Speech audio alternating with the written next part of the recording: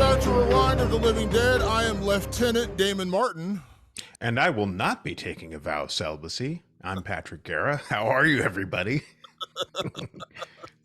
Oh, yes. We are continuing our ongoing series speaking about the entire Alien franchise. And today, we are digging into the much maligned Alien 3.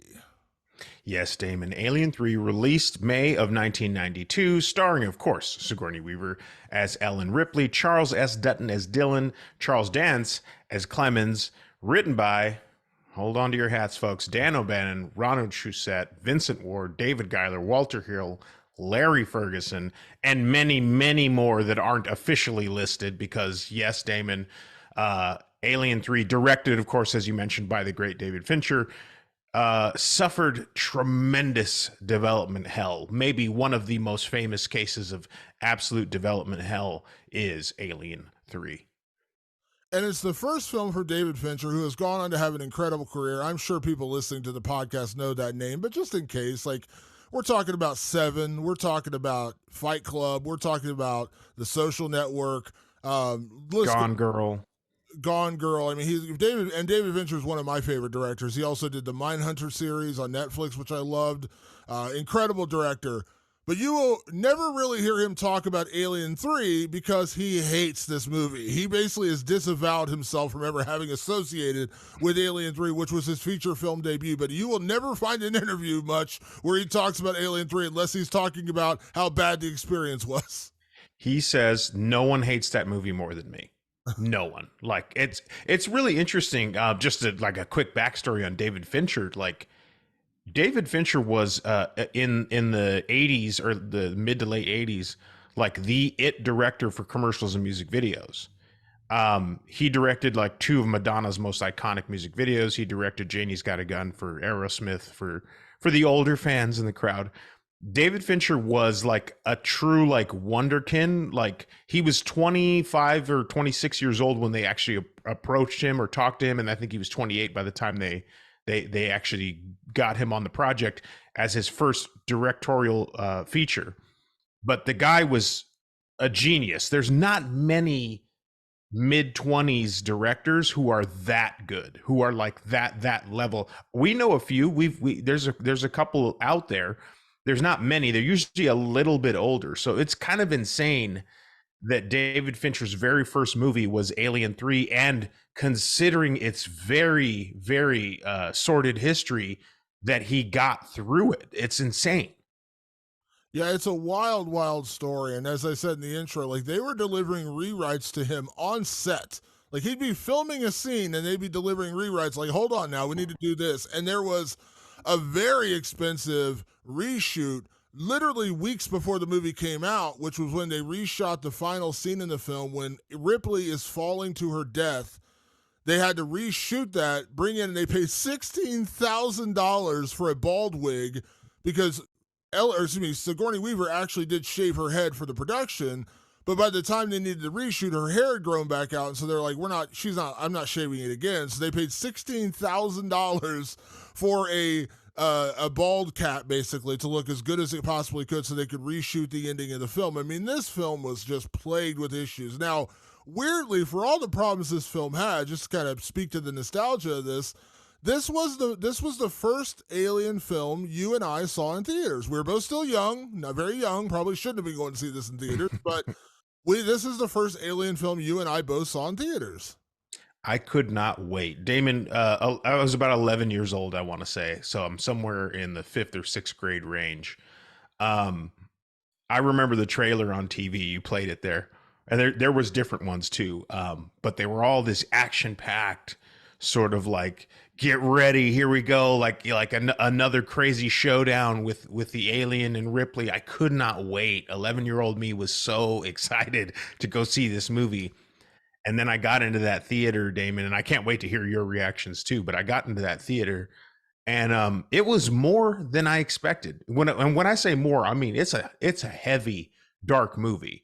Very famously, this movie opens up with the death of Hicks and Newt. Now, you and I talked about on the Aliens podcast that really Aliens was our first introduction to the alien world, and then we both ended up going back and seeing Alien later in life. But like, we grew up with Aliens as a small child, as a single digit age child.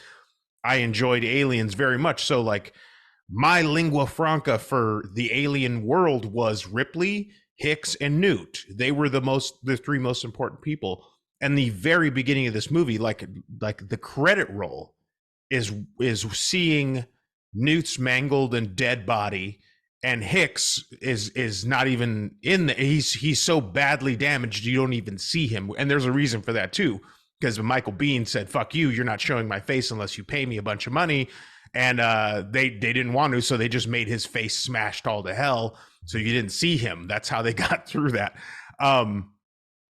So 11-year-old me is sitting there in the theater going, "Oh, so Newt and Hicks are dead."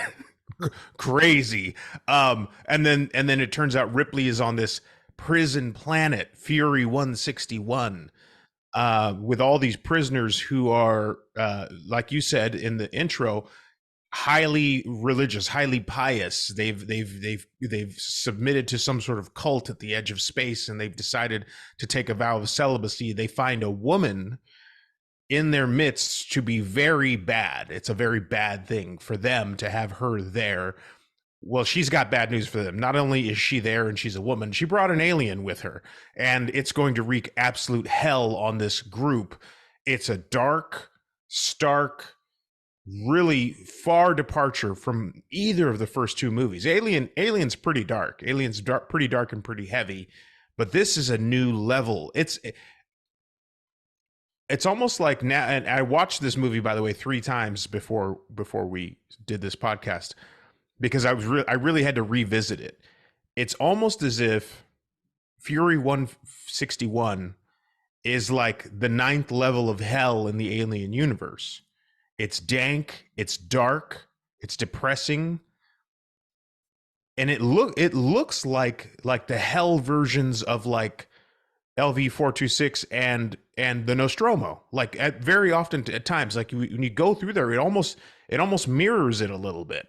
And I would say that it's intentional if I didn't know that indeed the development process, the production designer had built all these sets before the script was even locked, before they had a director. They were already building sets that were like completely made of wood. There was one version of this script where it was a bunch of monks, which the religious part came into this, and like they lived on a wood planet. And so they had to repurpose these sets to make them look like a prison set. There's a lot of chaos behind the scenes, Damon, but somehow it all came through. What happened? What about young Damon going to see Alien 3? So I was, basically same age, and I remember, as I told on the Aliens podcast, I saw Aliens on a CBS Saturday night movie. So it was like a 4-hour version with all the commercials, and I loved it, absolutely loved it. And it was what we talked about before was the director's cut. It was the version that had a couple of extra scenes in there and things like that. Then I went back and saw Alien, and then when I saw Alien 3 was coming out, I was like, I gotta go see this. Like, I have to see this. And I remember specifically because I was too young. I was so young. I looked very young. My dad actually had to give me permission to go to the movies because it was R-rated. And so, like, when I went to the theater, like, back in those days, they actually tried to check you, like, are you old enough to see this movie? Now they don't give a shit. But, like, back then, they actually cared. And my dad had to be like, yeah, he can go see it. And then he left me at the theater, and he went and did whatever he wanted. I went to the theater by myself at, like, 10, 11 years old. I remember the opening scene and seeing like they had the computer readouts and it said, female unknown, Ellen Ripley, Dwayne Hicks, all this kind of stuff. And then when I found out that they both died, it was like a gut punch because I had fallen so in love with those characters. Like, it broke my heart to see Hudson die in the original Aliens, Vasquez, like all of them that had done so much to survive. And of course you knew they weren't all going to make it. But then just to have them basically killed off screen just felt, even at that age, I was like, are you kidding me? Like, this is what happened to our heroes from the other movie? Especially when you're doing it to like a 9-year-old girl. And I was like, and so I have a really weird relationship with this movie, Patrick, because I mentioned on the last episode, James Cameron on the commentary track for Aliens, he basically mentioned briefly about Alien 3, and he said that, he puts them on the ship and he sends them off into space. And he said, and David Fincher basically undid all that by killing them in the next movie. And you could kind of tell, like, he didn't like slam it, but in like director speak, you could tell James Cameron really didn't like that they just basically killed off the characters off screen and just did away with them, and what just went back to Ripley. So Alien 3 as a movie, I actually like. It's a pretty well, even though David Fincher hates it, I think it's actually a pretty well done movie. I enjoy the story. Yeah. Characters, enjoy it. It feels like they went back to that minimalistic approach of Alien for this film. But the one thing that sticks with me no matter what is what they did to Hicks and Newt. And I'm not even saying those characters can't die, but in such an unsatisfying way. Like everyone watching the new Star Wars trilogy got really pissed off. Sorry, spoilers, years after the fact, that Han Solo got killed. Now, I wasn't one of those people. I was like, oh, yeah, I liked it. Mistakes. Now, the next two movies sucked like a Dyson and it didn't pay off and didn't work out. But in that. Disagree. We're going to do this. Last Jedi's great. Anyway, go on. It's one of the worst movies I've ever seen. Anyway. Stop it. It's Halloween Ends level bad. Anyways. Wrong. Han Solo dying, I was not, like, people were freaking out about that. And I was like, you know what? Like, you just raised the stakes of this movie. You had to kill a legacy character to kind of set us off on a new path. But imagine if Star Wars, the Force Awakens starts, and they just literally in the credits scroll, they're just like, oh yeah, Han Solo's dead by the hands of his son. How unsatisfying. You don't get to see Harrison Ford in the movie?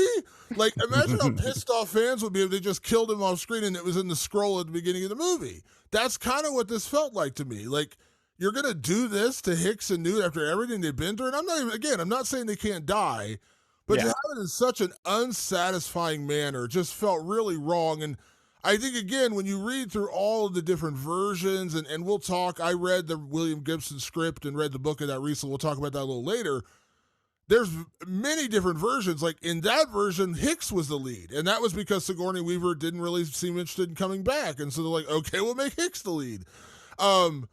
It's just a weird twist and turn of how it all came to be and what it is. And so right off the bat, I'll say that I like this film. And I'll be honest, this is probably the last Alien film we'll review where I'm actually pretty enthusiastic about the movie, because from here on out, it gets pretty rough.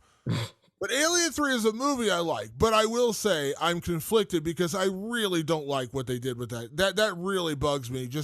I'm not saying it's sacred. I'm not saying they can't die. Just to have them die in that very unsatisfying, you can't bring back the actors, like it just, I don't know. It bugged me. And I understand that Carrie Henn would have been, 17 by the time they filmed this. Right, yeah. I haven't really Newt anymore, but yeah, it was a really unsatisfying way to say goodbye to those characters. And I learned a couple of things when I watched Alien 3. One I learned is that I'm not precious about material. And you know this about me, and we've talked about this a lot, even off the air, regarding franchises and all this stuff. I don't care if they divert crazily from the one that I grew up loving. I just don't. I don't have that level of nostalgia for things. I call me Patrick Bateman. I don't know why it is that I can cut that stuff away from my heart so easily and just accept the new thing. But right there with Alien 3, when I was a kid, I was like, oh, that's crazy, but I kind of like it. And that's the second thing I learned was I like dark shit.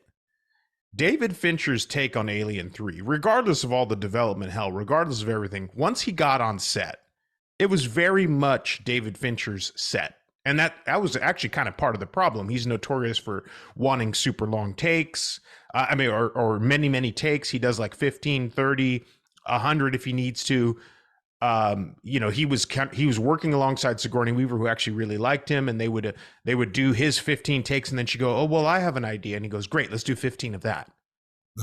And so that added to the process, but very much so. This is David Fincher's vision on screen as best he could get it, without the studio messing with him. He's a dark guy. His movies are dark. Anything he puts out has a lot of shadows in it. And it was 11-year-old me that understood, I like this.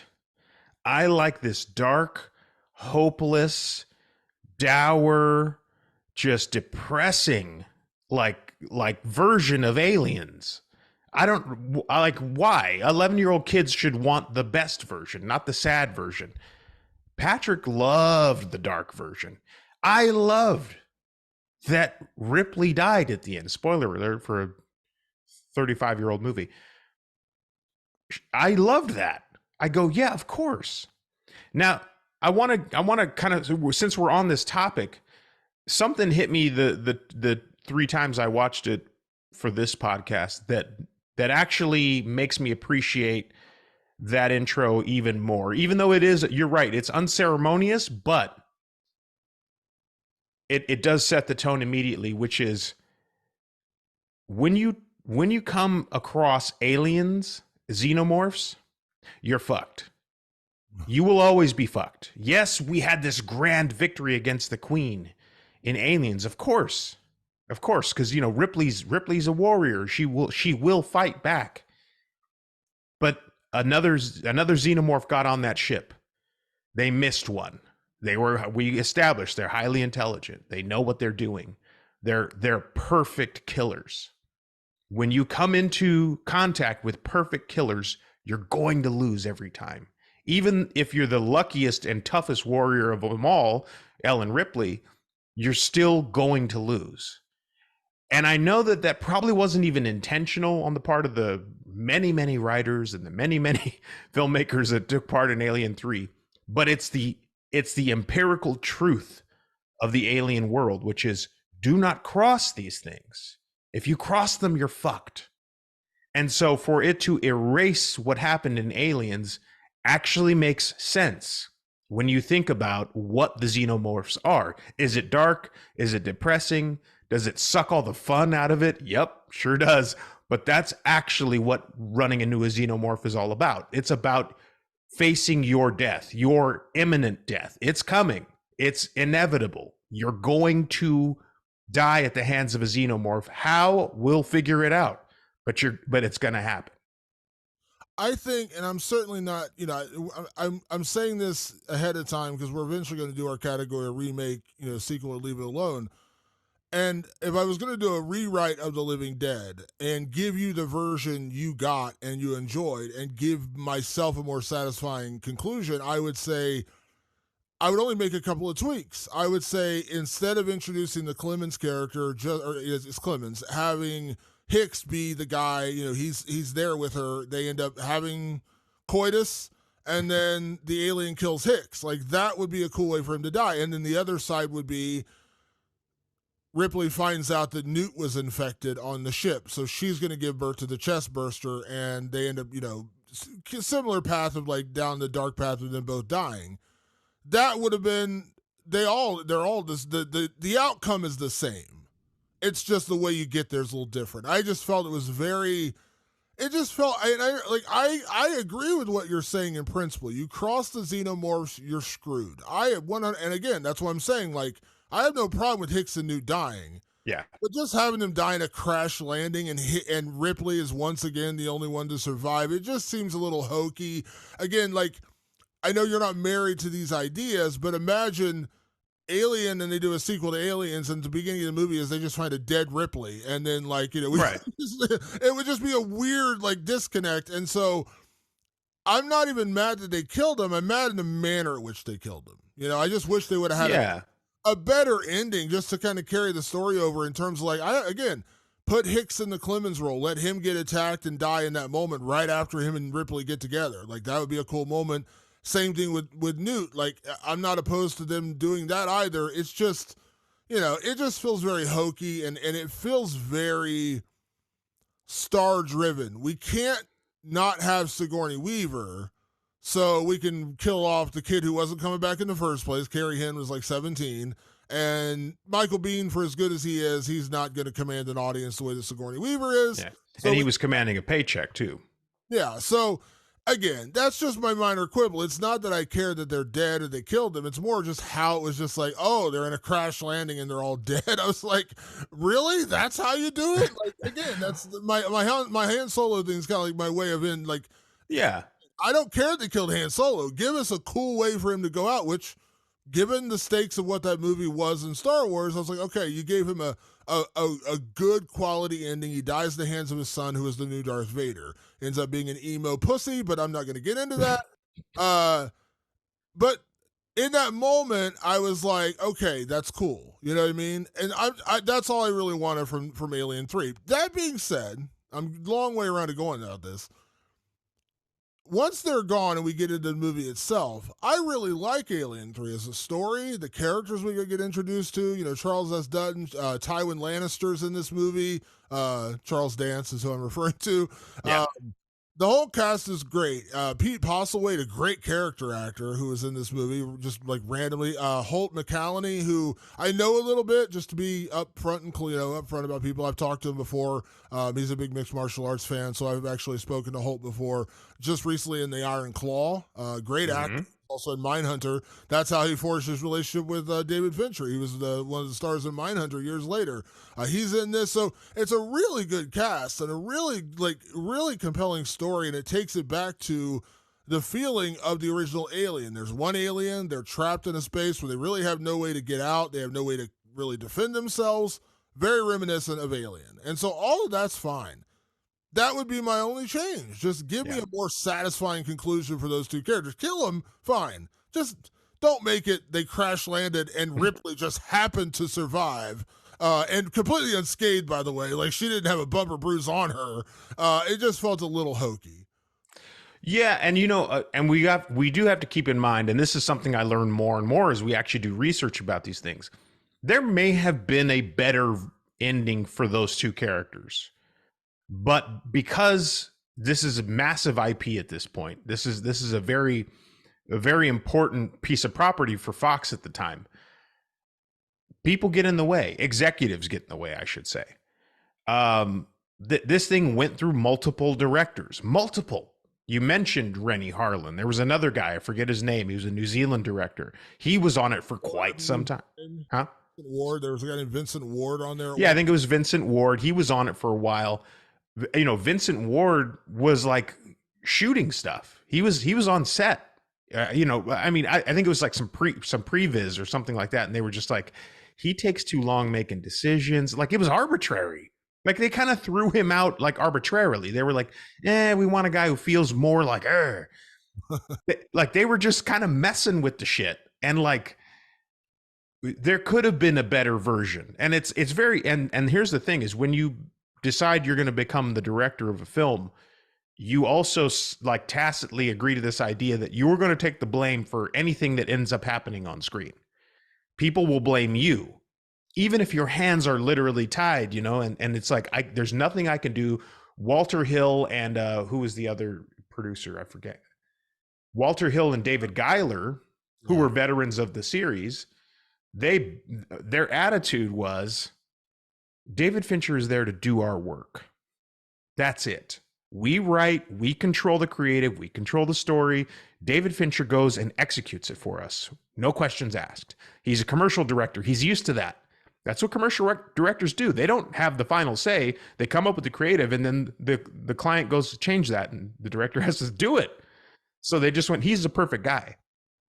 And it was his first film. So it was his first film. He was young. Better. Like, he didn't have that power. Like, it kind of like, again, like we talked about with Aliens, like James Cameron had to fight for a lot of stuff because at that point, he'd only really directed Piranha 2. People knew Terminator was coming, but that hadn't become a massive success by the time they were Aliens. So he was constantly fighting for respect. I talked about in the last episode, there was a mutiny on set of the associate director being like, screw this guy, and the whole cast was like, no, we love James Cameron. But David Fincher's in his first film. He has no real understanding, so he doesn't have the power at that point to push back and say, no, we're not doing this. Yeah, and truth is, he was pushing back in his own way. He would just go, I'll sit in these meetings, I'll nod politely, and then when I get to set, I'll do my thing, because what they didn't understand about David Fincher was that he was actually obsessed with story. The guy had grown up making films, making short films, working with actors for 10 plus years or however long he'd been doing it. Even at that young age, he was very, very meticulous. I mean, he's become one of the most, celebrated like American directors of all time, really, at this point. Because he has a way about him, he has a mind about him that he's not going to give in. So it created a ton of chaos. It probably created what I think is an unsatisfying ending for a lot of hardcore fans. But like, I think my message in all of this is to fans, like, before you go jumping down the throat of a director, consider that with these massive IPs, with these massive franchises, there are executives in suits who have never made a movie in their life, who are going to hold it hostage in front of directors and creatives and writers, etc., because they have to make good with their bosses and their shareholders, etc., etc. Your movies don't necessarily get ruined by a director every single time. I see that a lot online. The discourse online usually goes, "Oh, so and so like ruined my childhood." Slow down, son. They didn't. There's a lot of moving parts, and it's almost impossible to make a film anytime it happens. I can't believe Alien 3 got made, knowing how chaotic it was. So temper your attitudes toward the filmmakers. They agree to take the brunt of it, knowing full well that they didn't have a say over a lot of the things. But I digress, Damon. I mean, that's just my filmmaker side wanting to come to the defense a little bit of filmmakers, because they often get the blame. People often go, "I sentenced so and so to film jail for ruining my childhood." And it's I go, dude, do you know half of what it takes to make a movie? You don't.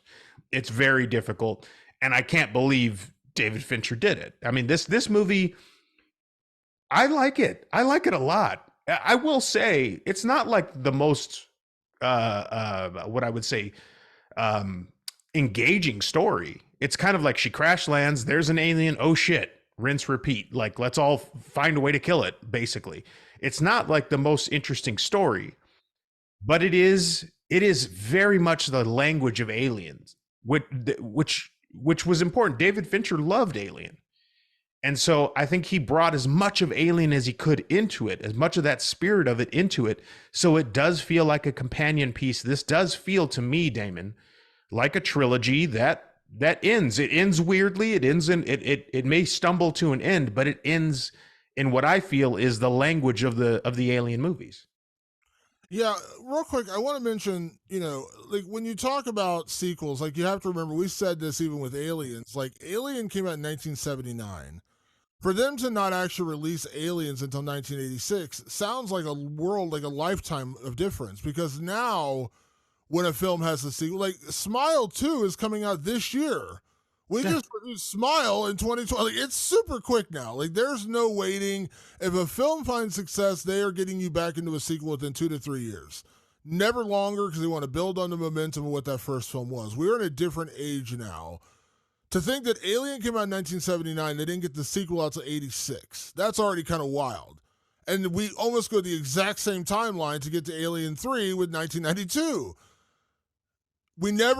I've never read anywhere about them reaching out or even approaching James Cameron, like him interest. And at that point, obviously, I think he had no interest, I believe. 1992, that's right after Terminator 2 had come out. That was a massive, massive film, of course.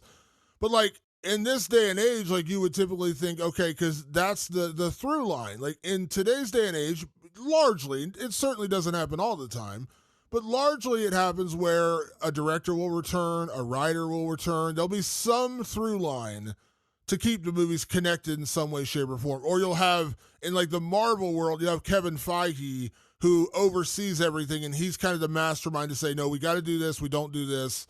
Put this in there, make sure it connects to this, like that kind of interconnectivity through the movies. And that's a much larger universe, but you get what I'm saying. There's none of this there. Now, the producers are similar. Walter Hill's been there from the beginning. And I mentioned Walter Hill back on our Alien episode. Walter Hill, incredible director. I just watched 48 Hours a couple days ago. Eddie Murphy, Nick Nolte, hilarious film from 1980. That's a Walter Hill film. Incredible director, still directing today, by the way. He just directed a new Western, I think, that came out last year. He's like the through line, but he wasn't necessarily married to all the ideas. He was married to the franchise, not as much about, the story and Ripley and blah, blah, blah.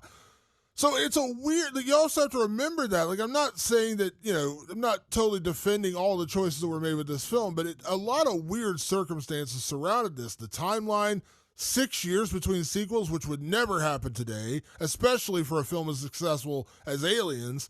It got nominated for Academy Awards. Sigourney Weaver got nominated. That would 100% they'd be moving. There would be a sequel in '89. Without fail, in 3 years there would be a sequel.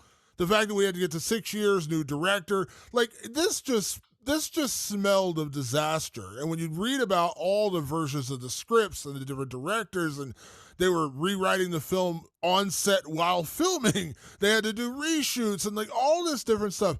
The fact that we got what I consider to be the third best Alien movie, I put Aliens 1, Alien 2, and I do enjoy Alien 3. I really do. Now, we're going to get to Alien Resurrection eventually, and that's going to be a whole other story.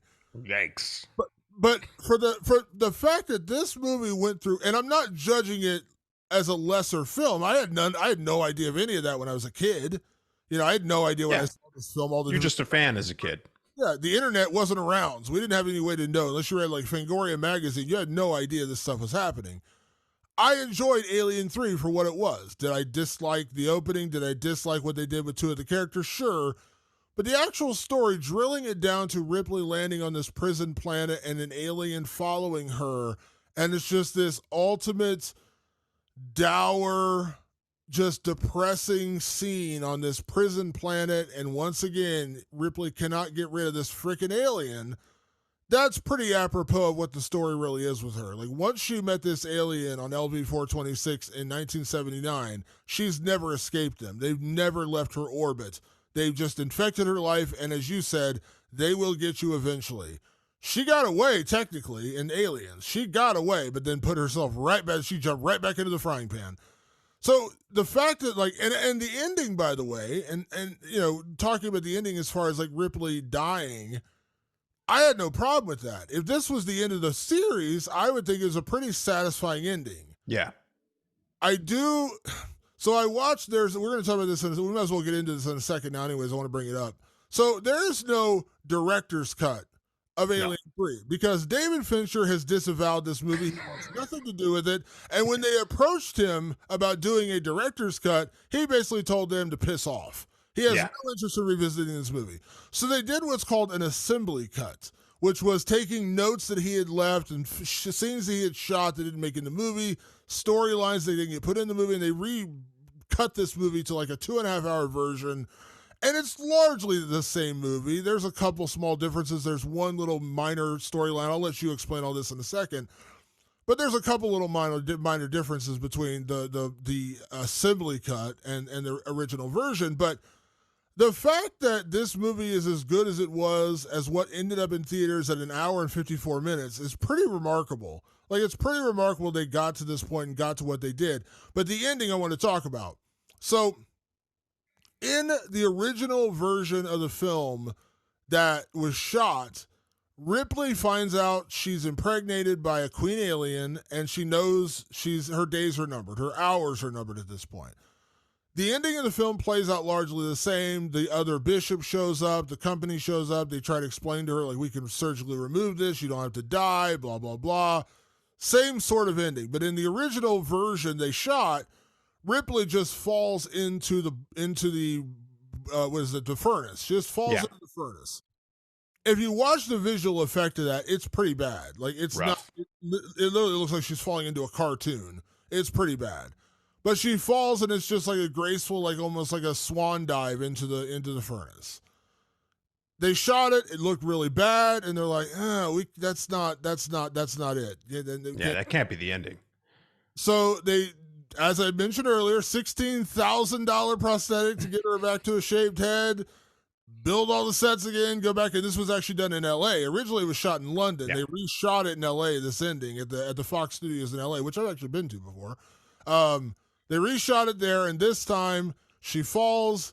The queen pops out of her chest. She holds on to it, and then she falls into the fire. Now, I read a lot of stuff online doing research for this movie, and by and large, most hardcore Alien fans like the current version, the version where she dies holding onto the queen alien.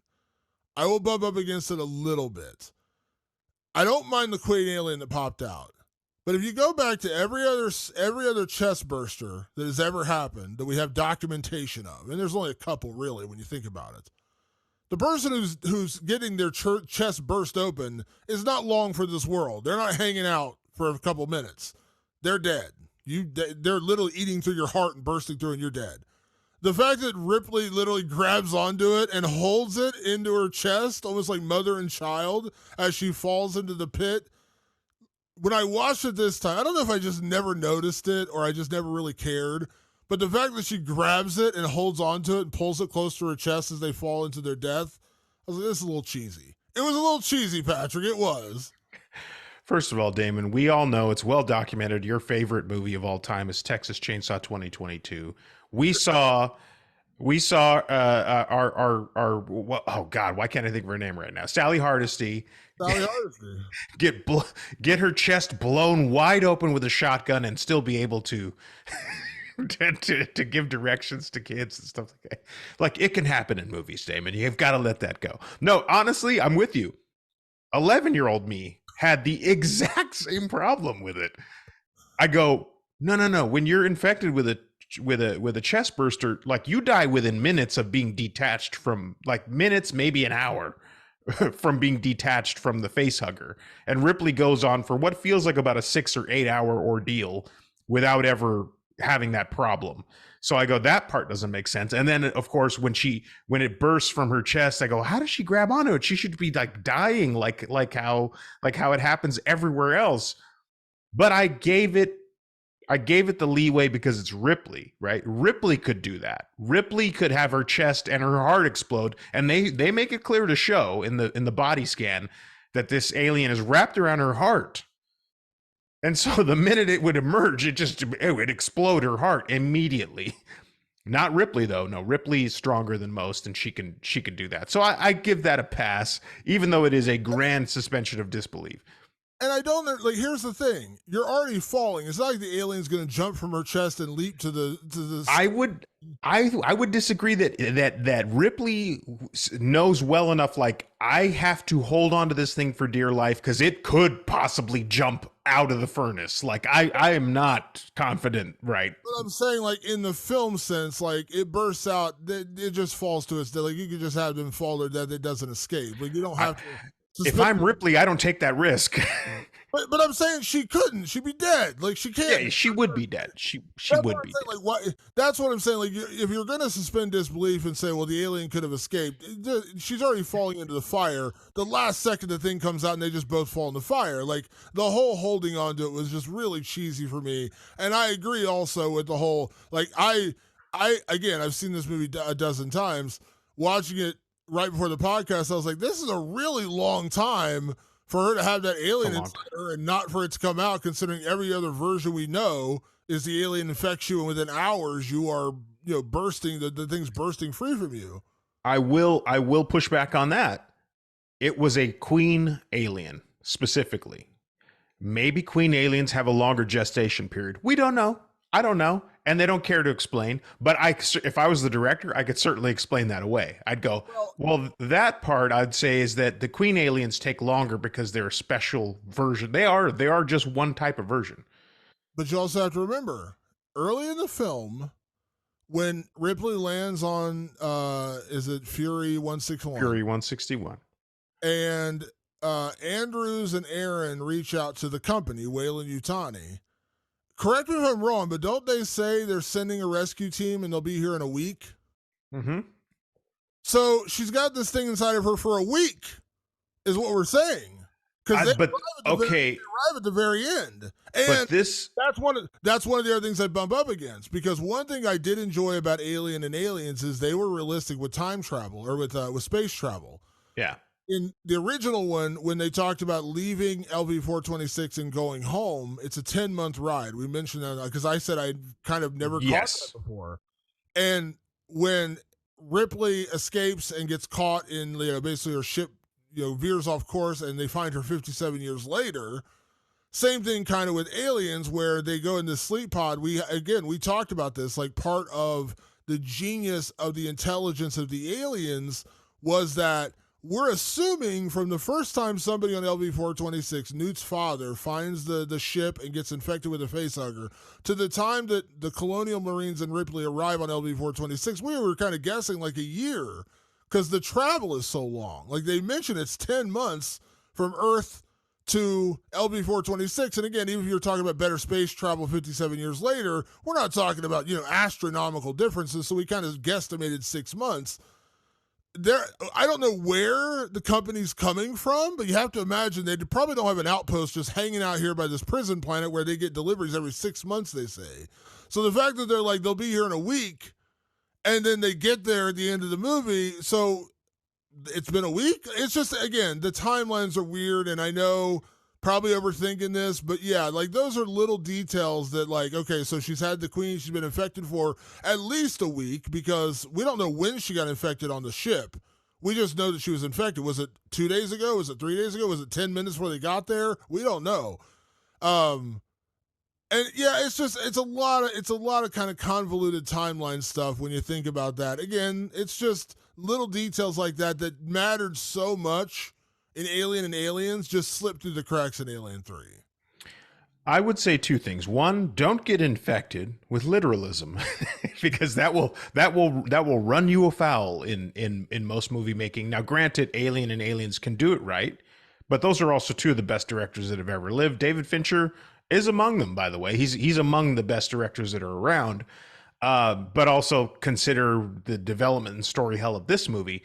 That actually segues pretty good into the assembly cut or the special edition that happened in 2003, because in 2003, I believe, there were way more transmissions between Fury 161 and Weyland Yutani. Way more. And I believe in the cutscenes, if I'm not mistaken, we'll get into those in a minute. We'll actually talk about what the big difference is. But one of those little cutscenes, many, many more transmissions, but one of them was, we believe we have an alien here. And they said, we are going to expedite our coming to save you guys.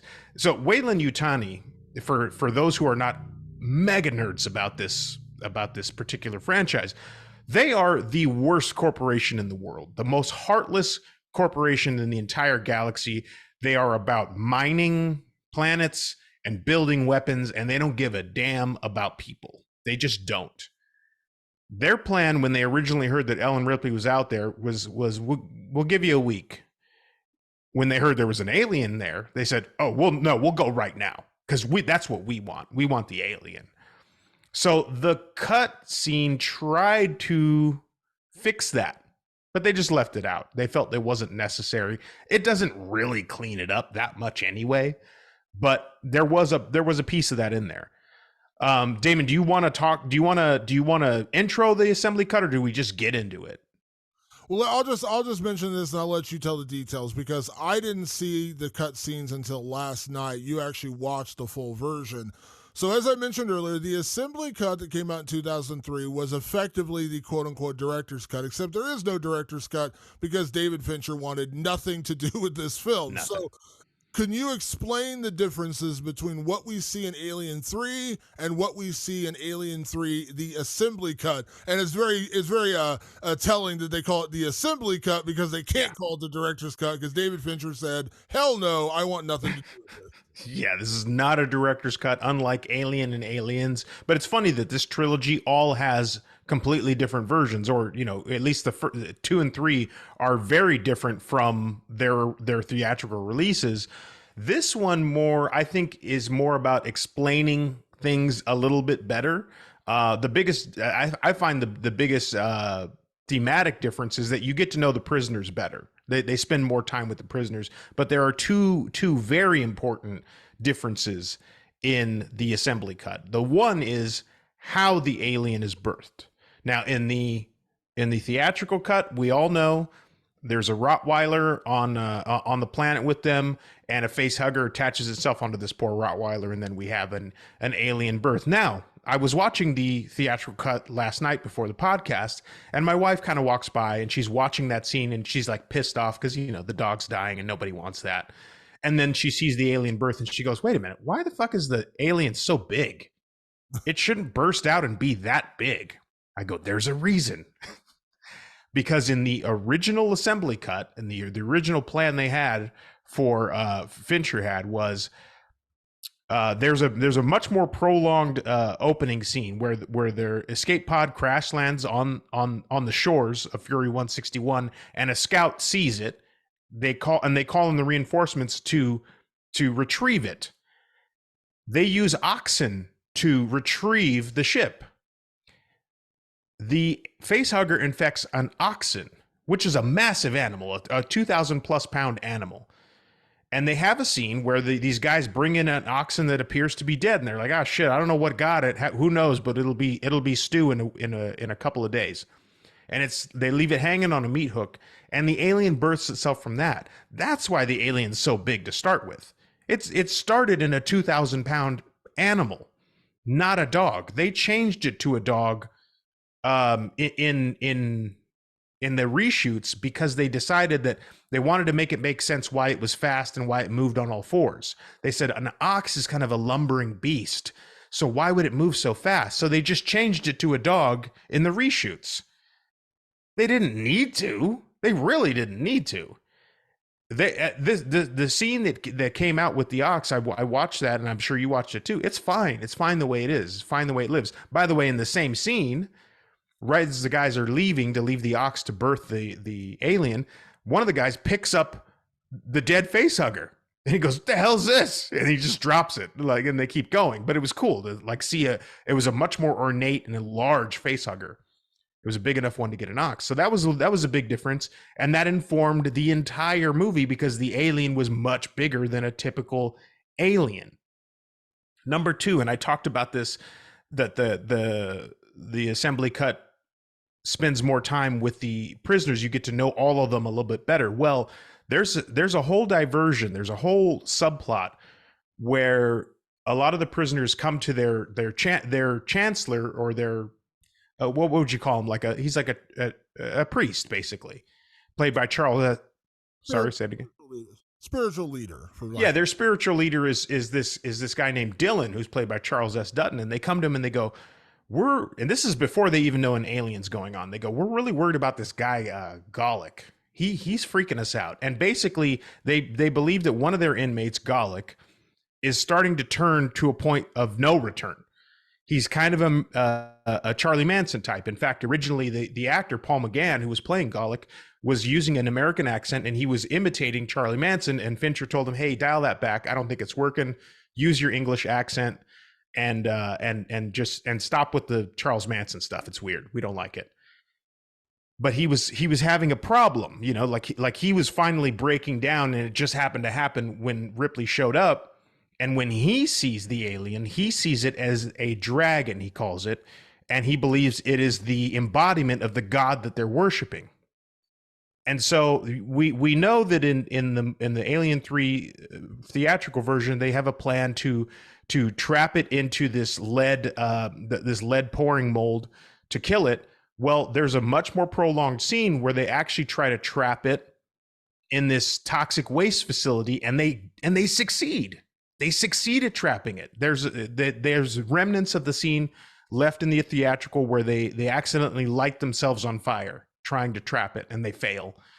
In the extended cut, it succeeds. The fire traps him into this toxic waste thing. They keep it there, but Golic, the one who's going crazy, believes that that's their god and releases it again. So it becomes a double whammy. It was like a false victory. Those are the two major changes in the theatrical cut versus the extended cut. That, and there was a little bit more explanation over how the animatronics worked, because Damon, and I want to get your take on this. When you were a kid, did you think this was a computer generated alien? I did not, and only upon rewatching it last night did I realize how bad some of the alien effects were in this movie comparatively to Aliens. I don't know if I've seen this movie a dozen times. I don't know if maybe I just didn't pay attention or I just didn't really care. But there's some pretty rough scenes. And there was actually one to mention, you talk about the dog. They actually made a costume for a dog to Yes. play the alien. There's actually cut footage you can see of a dog with a full on alien costume running through one of the hallways, and they filmed it. And you can see it. It's online. Looks so bad. Thankfully, they didn't go that route. But that they were trying to figure out the mechanics of making this alien, and yeah, there's some scenes that are a little rough with the look of the alien in this film. But people, and myself included, when I was a kid, wrongly thought that it was digital creation because right at the same time, Jurassic Park came out, and Jurassic Park blended practical and digital effects. They thought Alien 3 was like the busted version of that, and these we were looking at bad digital effects. These were not. This was one of the final studio movies that used completely optical effects. Everything that you're seeing in there happens with film and optics and rotoscoping, like handmade stuff. The alien that you're seeing, Puppets. yeah, they're using puppets. So when you see the alien and you go, God, it looks fake as fuck. It's not. It is fake. Yes, everything in there is fake, of course. But it's a physical puppet, a rod puppet. So they use little rods to make it move, shot on a blue screen, and then composited into the film. And the effects guys are actually the main guys talking on the special edition commentary. They're really proud of that work. Like they're really proud of it. And they go, "Oh, look how great the lighting is right there and how it reacts." And you're going, "Yeah, I guess I bet for the time that was revolutionary." And I remember at the time feeling as a kid like, "Oh, that's clearly not in the room with them." I could tell. I just didn't know how it worked, but it didn't feel like it was connected to the characters that were in the room with it. Very rarely, whenever you saw one of those composited versions of the alien. But I just wanted to like lift that rumor for our listeners. It's not a digital effect; it is a practical effect composited into the film, and it just it's dated. It doesn't look quite right. There's a behind the scenes that you can find online on YouTube. I think is where I saw it, where you can actually see like four puppeteers moving the alien, and they have the rods on the feet, rods on the back, and rod on the head, and they're all working it like a puppet, running it down a hallway, and it looks. I mean, it doesn't look good. It just doesn't. I think honestly, the biggest problem with the effects in this movie isn't even the puppeting. Now, they tried to bring back Stan Winston, who did the effects in Aliens. He wasn't available, but he suggested they use two of his former guys who that kind of spun off on his company and were doing their own company. And so they ended up hiring them. They had H.R. Geiger create a slightly different version of the alien, that more animalistic dog, the one on all fours, so it didn't look like the more humanistic aliens. All these different things were done, but in the end, they use these puppets. And I honestly, it's not. I don't think it's so much the puppet that looks bad. I think it's the way they superimpose it into the movie. It looks really bad at points. Like there are moments that I'm watching and I'm just like, who is the editor doing this? Because they should give some of that money back. They really did not work hard on like making, because you know how it works. Like we can see, when you superimpose something into a film, you can make it look really good. Like you can make it look effective, but it's almost like they didn't blend the colors and the backgrounds together. So like you can see there are some scenes with this alien where you can literally see almost like an outline. Like it was like It's a halo. Yeah. And then there's the darkness, and there's like this light around the alien, and it was so. It's just, again, maybe it's because now we're in an age where we got 4K and 1080 HP and all this kind of stuff, but some pretty jarring moments where you're like, wow, they did not try hard to make this alien fit into this world very much. That's the problem, Damon. They tried very hard. They were actually trying really hard. They just didn't, they missed the mark, right? And it really, at the time, it was probably just fine. Like, for Hollywood standards, because it was still a pretty tough process to do. Like they had to bring in a motion controlled, which is like a computer programmed camera dolly to exact the movements, and then so it could move in directly into the scenes perfectly. Like it was incredibly hard, and it took them weeks and weeks of work to make those things work. Unfortunately, it didn't really. I mean, look at The Irishman, right? Like the de-aging process, everybody kind of makes fun of it. It made that production cost $100 million, And like now there's technology on that you can get for free on the internet that will make a de-aging much better. It's just how technology keeps moving. And by the way, Steven Spielberg was over there with the guys from ILM just making the best version. Like they had all the money and all the computers and all the budget. This had less budget and they did what they could, but it doesn't age well. So before we go any further, you mentioned we talked about the assembly cut. I want to talk real quick about the William Gibson cut, which was the original script that was commissioned for this film. Now there are, as you mentioned earlier, multiple scripts, multiple developments. There was the one on the Wood Planet, which it was wild to read about. But the most famous alternate script was the one written by William Gibson that was done with the idea that Sigourney Weaver didn't really want to come back, and they created it almost like a Cold War metaphor. Now, that one has taken on a life of its own because it ended up becoming a multi-issue comic book series done at Dark Horse, and they also adapted it into a full-length book, which I read within the last couple of months. I had never read it before. I never read the original script, never read the comic book, but I bought the book because we had talked about doing this series, and I was like, what a great way to segue into this conversation than to go ahead and read the Alien 3 book. So, I want to tell you about the William Gibson script because a lot of Alien fans prefer that version. I fall kind of somewhere in the middle because here's a couple of things that are different about that. So, after leaving LV 426, Hicks, Newt, and Ripley are guiding home, and apparently Weyland-Yutani does not spare any money whatsoever for navigation systems because, shockingly, once again, the ship veers off course. They end up veering into a different, basically almost like Star Trek-like zone that belongs to another group of separatists, and it's the United Peoples something. They're basically like almost like a socialist or a communist group of people versus the Earth version of our Weyland-Yutani Corporation, the capitalist. Yeah, we know you, so to speak. We know Weyland-Yutani, very pro-capitalist. Yeah. So they veer into this, and so the UPP is what they're called. The UPP board the ship to see what's on there, and while they're on there, they discover there's an alien. Now, the big difference is with this one, is that the alien doesn't infect Ripley, Newt, or Hicks. It actually grows out of the biotic fluid left over from Bishop. The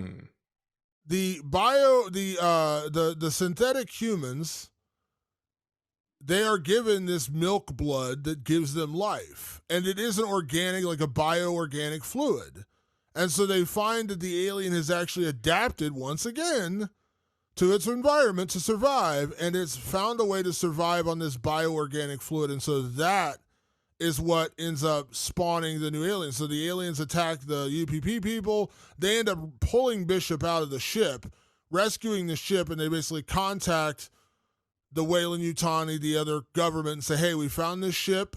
It's in our section. You crossed boundaries you shouldn't have crossed, but we're going to give you your ship back, and we're going to give you back your android that we repaired. They repaired Bishop and got him back up and running again, gave him new legs, everything, got back up and running. But here's the thing, what we find out is during this whole ordeal, there was an attack on the ship, and we find this, so when the ship gets returned back to the Weyland-Yutani people, kind of the same thing happens where there's a facehugger on board, there's a fire, they rescue everyone out of there, but Ripley's container is damaged. She goes into a coma. Newt's okay and Hicks is okay. So they get given back to the other government. They're recovering. Ripley's in a coma. So Ripley spends the entire movie in a coma. She never really appears. They show her, but she never wakes up. Newt survives, and once they get settled in at this new station called Anchor Point, which is half space station, half space mall. It's like a living quarters for people.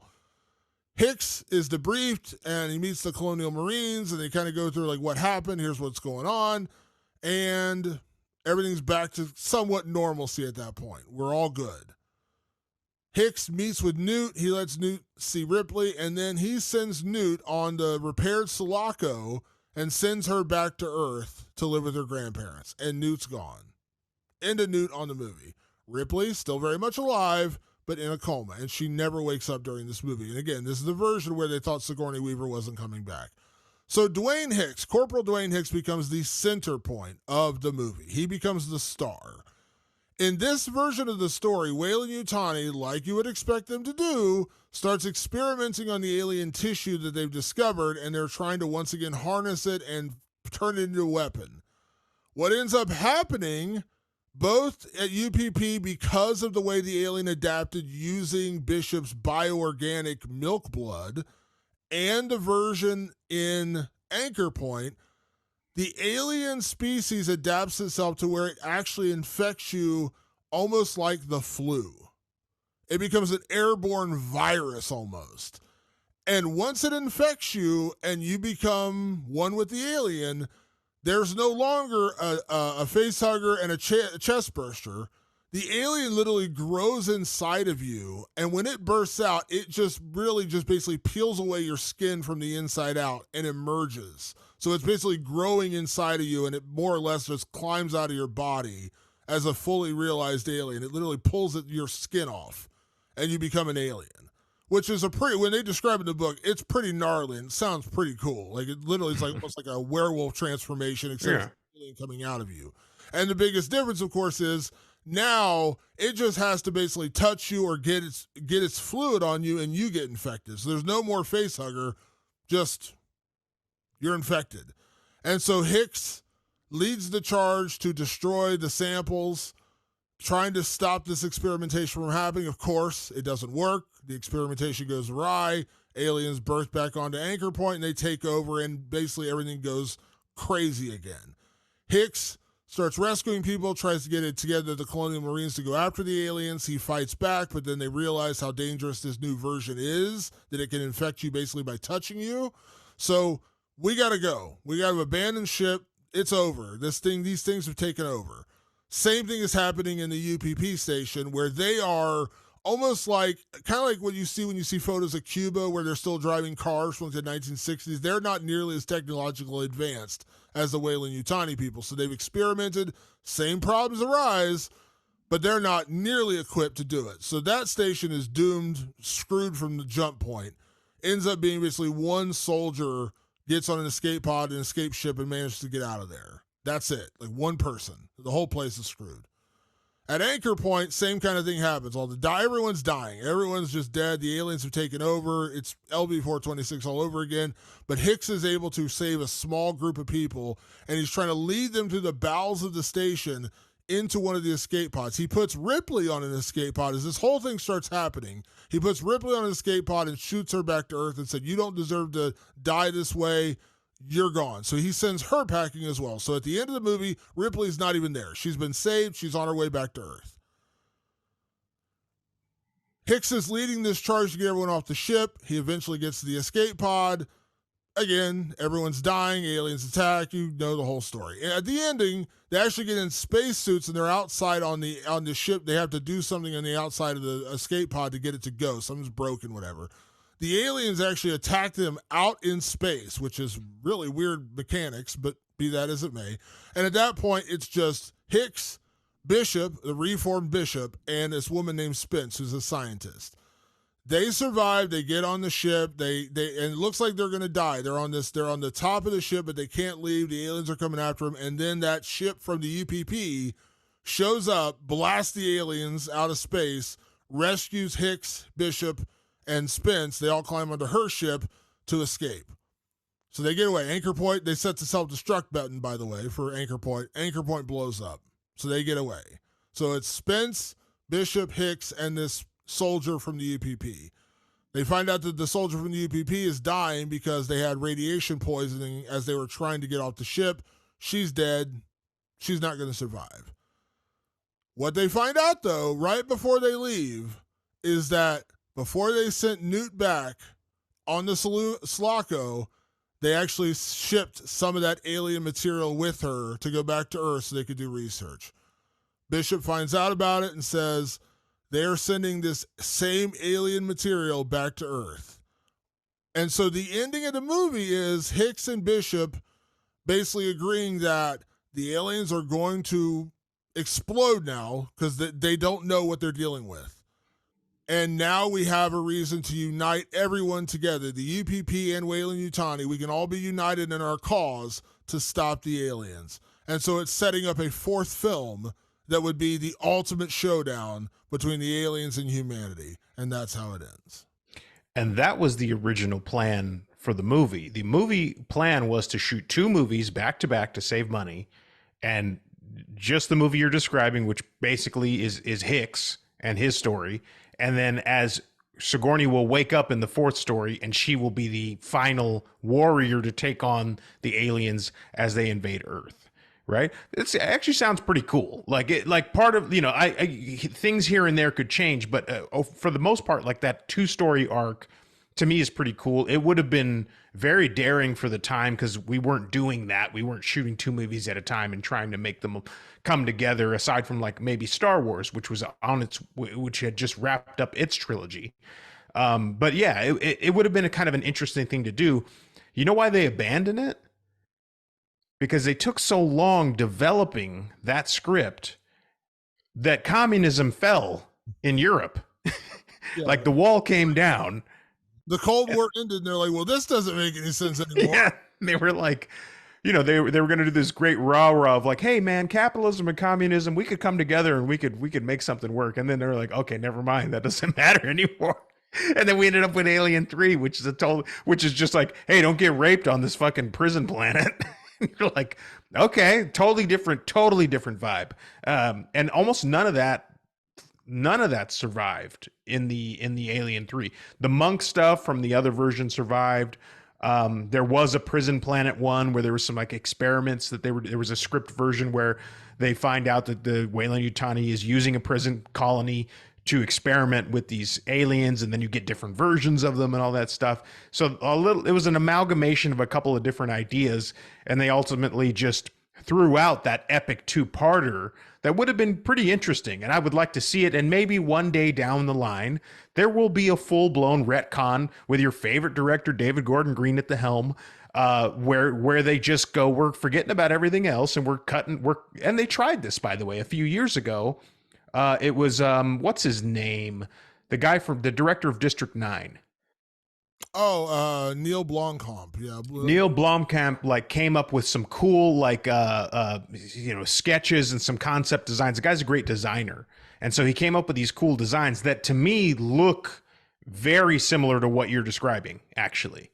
Like the idea of like Hicks coming back and being a war. And so like they were going to do that. They were going to retcon the series with Neil Blomkamp. I'm actually glad they didn't. And this is no slight on Neil Blomkamp, but he's a better director than he is a writer. And I think his movies have more impact visually than they do story-wise. So maybe it was right that they kind of just moved on from him. And now we're getting Fede Alvarez, who I think is going to make probably the scariest version of Alien yet. I'm crossing my fingers because the man is horror through and through. Horror just bleeds from his veins. So I think the next version of Alien, which is called Alien Romulus, which has nothing to do with the Ripley storyline at all, is probably going to be terrifying. And it takes place between the events of Alien and Aliens, which I'm not really sure how that's going to work because we're kind of assuming the aliens aren't really. Oh, I thought it was Aliens and Alien 3. Maybe I got that mixed up. Oh, it's Alien and Aliens is when the timeline is. So it's a weird one. But we'll see how it is. And again, I have a lot of faith. I like Fede Alvarez. And I'll be honest, when I read the Alien 3 book, much like I had with Alien 3, the movie, when I was like, okay, it's kind of unsatisfying to have this entire movie and you just killed Hicks and Newt, like so just, random off screen, didn't even bring them back and let them die, with Ripley or whatever. I reading the book and again, I'm reading a book, like I read a book before I go to bed. So I'm reading like a couple chapters a night. So it takes me a few weeks to get through the book. I kept reading, like, when is Ripley going to do something? And she never does. And the entire idea, which I found out afterwards, is they just didn't think Sigourney Weaver was going to come back. And so they wrote a version of the script where she's not really even part of it. And so they had Hicks and Bishop become kind of the heroes. And they shipped Newt off to Earth and they shipped Ripley back in an escape pod. And so she's really not even in the movie. She never wakes up from her coma. She's alive. So they wrote it into the part where she could come back. But yeah, she plays no part whatsoever in that version of the script. So like, It's almost like I want a happy middle ground. Like when I read the book of Alien 3, the William Gibson script, I was like, you know what, this is pretty cool. Like it was a little bigger in scope, and I enjoyed the little twist on the alien becoming like an infection versus, like an impregnation kind of thing. I was like, ooh, this is again a species that survives.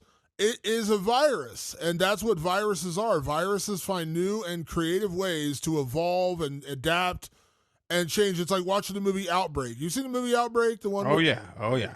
like the version in the original version of the virus is you have to have direct human contact. It has to be through water or blood to get, and then by the end it's mutated and now it's airborne. That's what viruses are, and that's what these aliens are. They adapt to their surroundings. So the fact that they could grow out of the symbiotic fluid in Bishop is a cool twist. I like that. That's kind of cool because it is technically living tissue.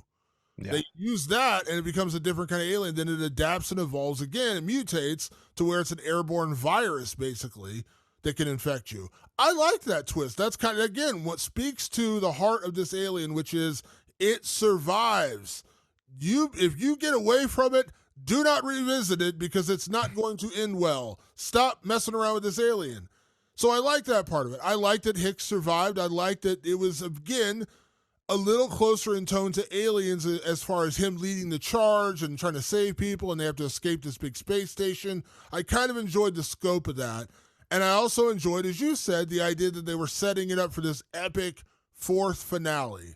All of that's pretty cool. I wish they would have had, I'm fine with them shipping Newt off. Again, wish Ripley had been in there. But the fact that they were setting it up for her to come back in the fourth film was a cool twist. So, story-wise, Patrick, when I read that one, I was like, you know what? I understand the fandom around that script because that's the one. That's the script that a lot of people have read and said, I wish they had made that version.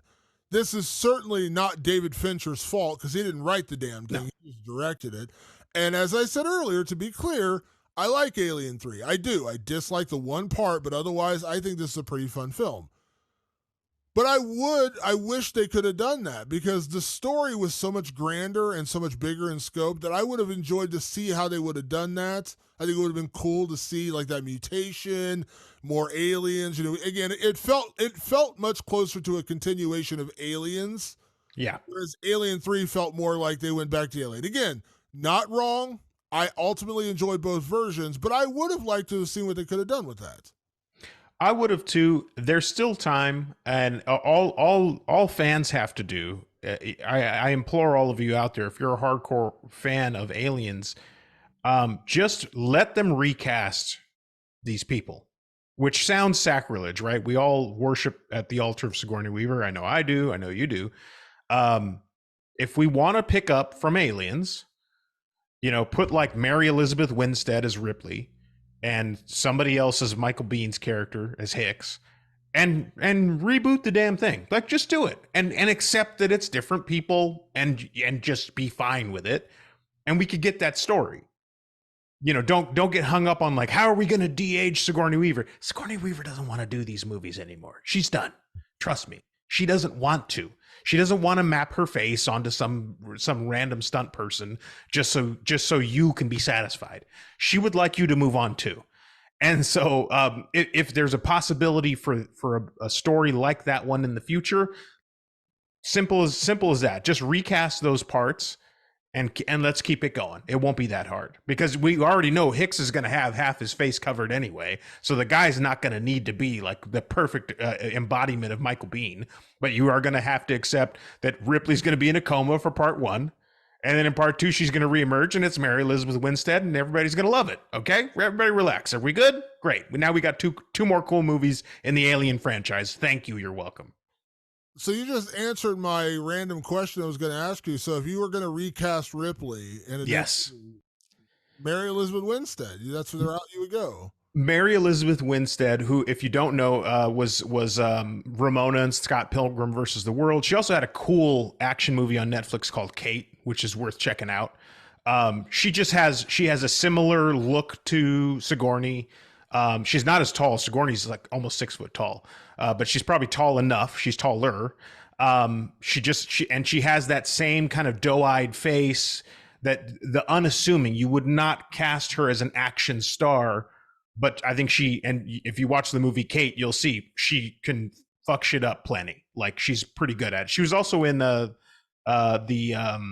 Harley Quinn movie too. She was in that as well. She just has the look. She's a brunette. She's tall. She's lean. She's got the doughy face, the doe-eyed face. I think she'd play it really well. My suggestion, and again, if we're gonna go, we're gonna try to make it like a Sigourney Weaver esque person. A Ripley-esque, yes. Yeah, because my first idea that if you're just gonna do it, like go all the way and just say let's just make a cool, new alien movie like this. My first person, I would love to see what she does because she's so good in Dune. I would really like to see what she does in a bigger action movie. I'd love to see Zendaya do something like Oh that. hell yeah! You put Zendaya in but, an alien movie, I'm there. but if we're gonna go with like the looks kind of like Ripley, the one the idea I had was Dakota Johnson because she has kind of a similar look to her, similar mannerisms, good actor. A little older. She's not like in her 20s, so you're not gonna have to fake like she's older or whatever. She's kind of, she's in her 30s.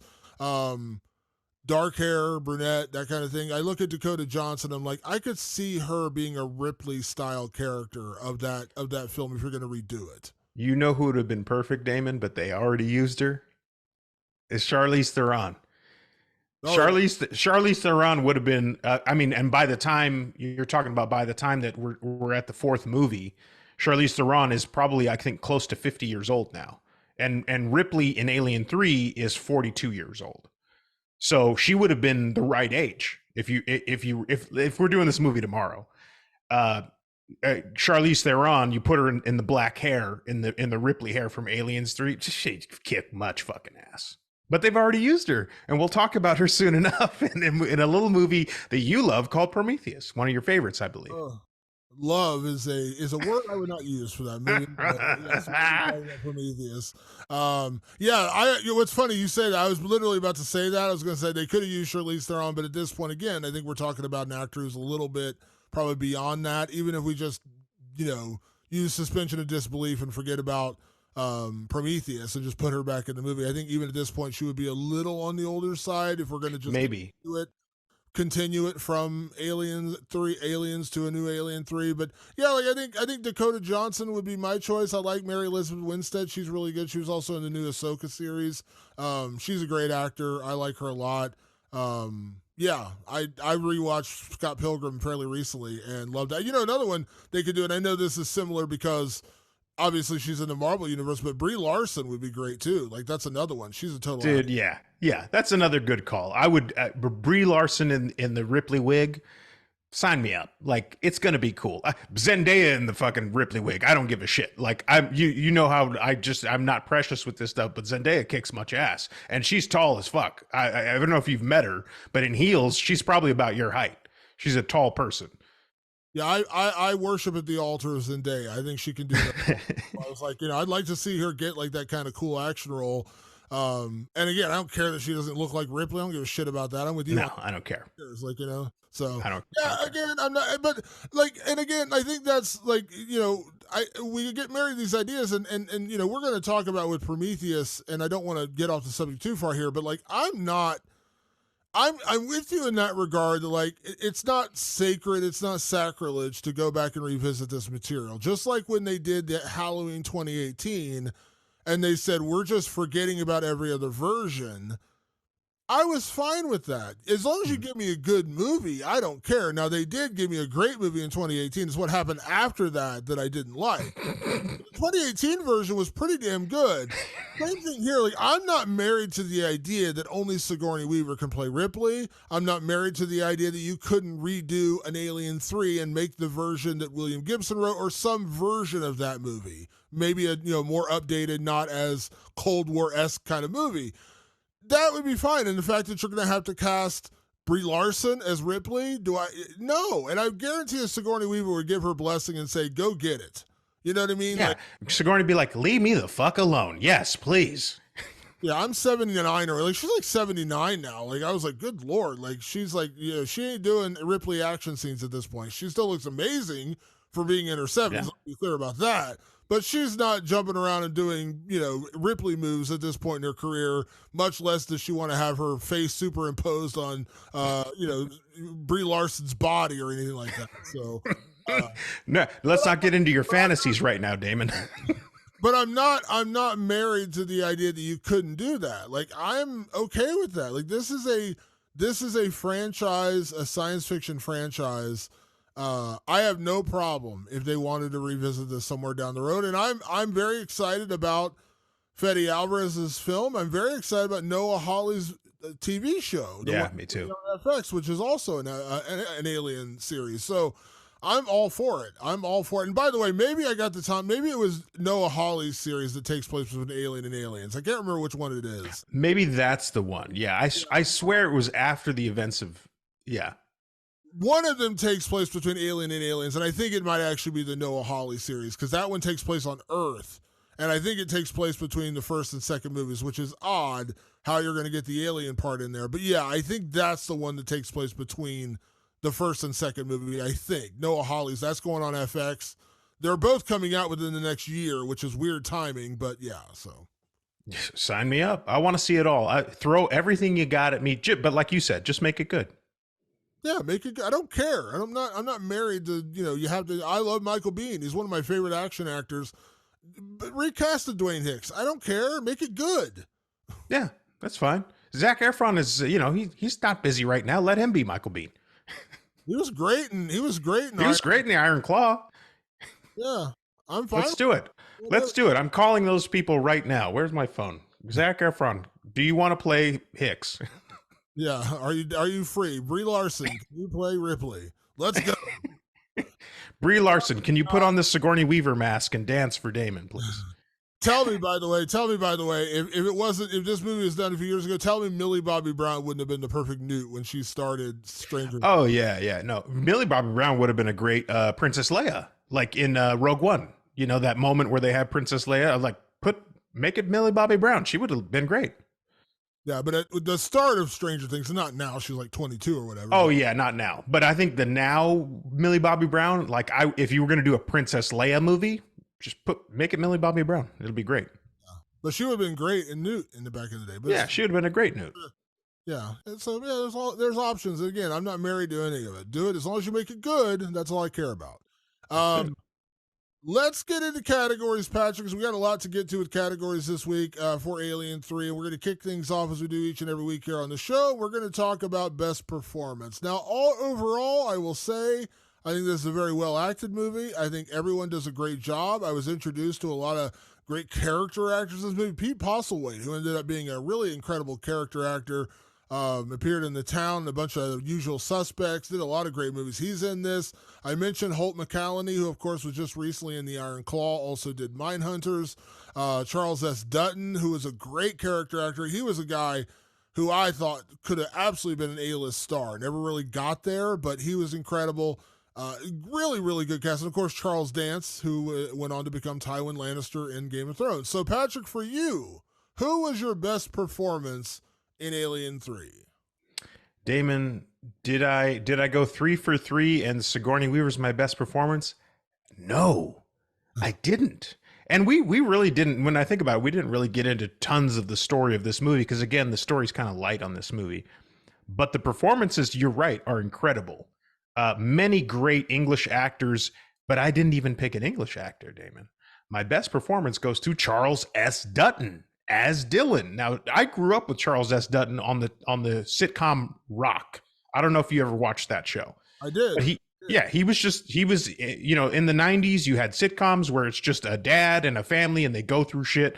And it was very formative for kids from the 90s. I'm sure you watched a lot of it as well. But I worship Rock. That was a great show. Charles S. Dutton is he's like Keith David level good in this movie, like Shakespearean. He's giving it his all against a troupe of really great actors. Charles S. Dutton shines. He even outshines Sigourney Weaver, and especially in the special edition cut, he gets a lot more scenes. But his presence, even in the theatrical cut, is just whoa. This guy's big. This guy, leads the charge on this planet where there's no hope, on this planet where it's honestly dangerous for Ripley to be there even without an alien. This guy can light the fire and get them through hell, and he does. So I mentioned it in the intro right there, talking about best performance. I mentioned Charles S. Dutton. I watched Rock as well. I loved that show when I was a kid. And he went on to do roles. He was in Menace to Society. He had a supporting role in that. He was also had a great one episode appearance on The Sopranos. Um, He was in Rudy. He was great in Rudy. if you would have told me 25 years ago or whatever it was, Charles S. Dutton, I would have said he's going to go on to become. I'm not going to say Denzel, but I'm saying he could have been like Forrest Whitaker. There would be like my comparison. Yeah, like a Forrest Whitaker. Great kind of everyman. He can play in a lot of different roles, and Forrest Whitaker's great in that. He didn't though. It's weird. He never really he doesn't really do much anymore. And he only had a couple of these, but man, he has such a powerhouse performance in this movie. He is so good.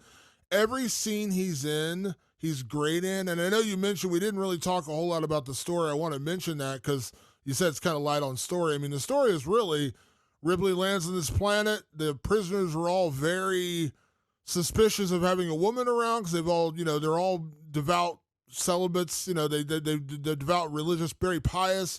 They've devoted themselves to celibacy, but the temptation of having a woman around is bad for all of them.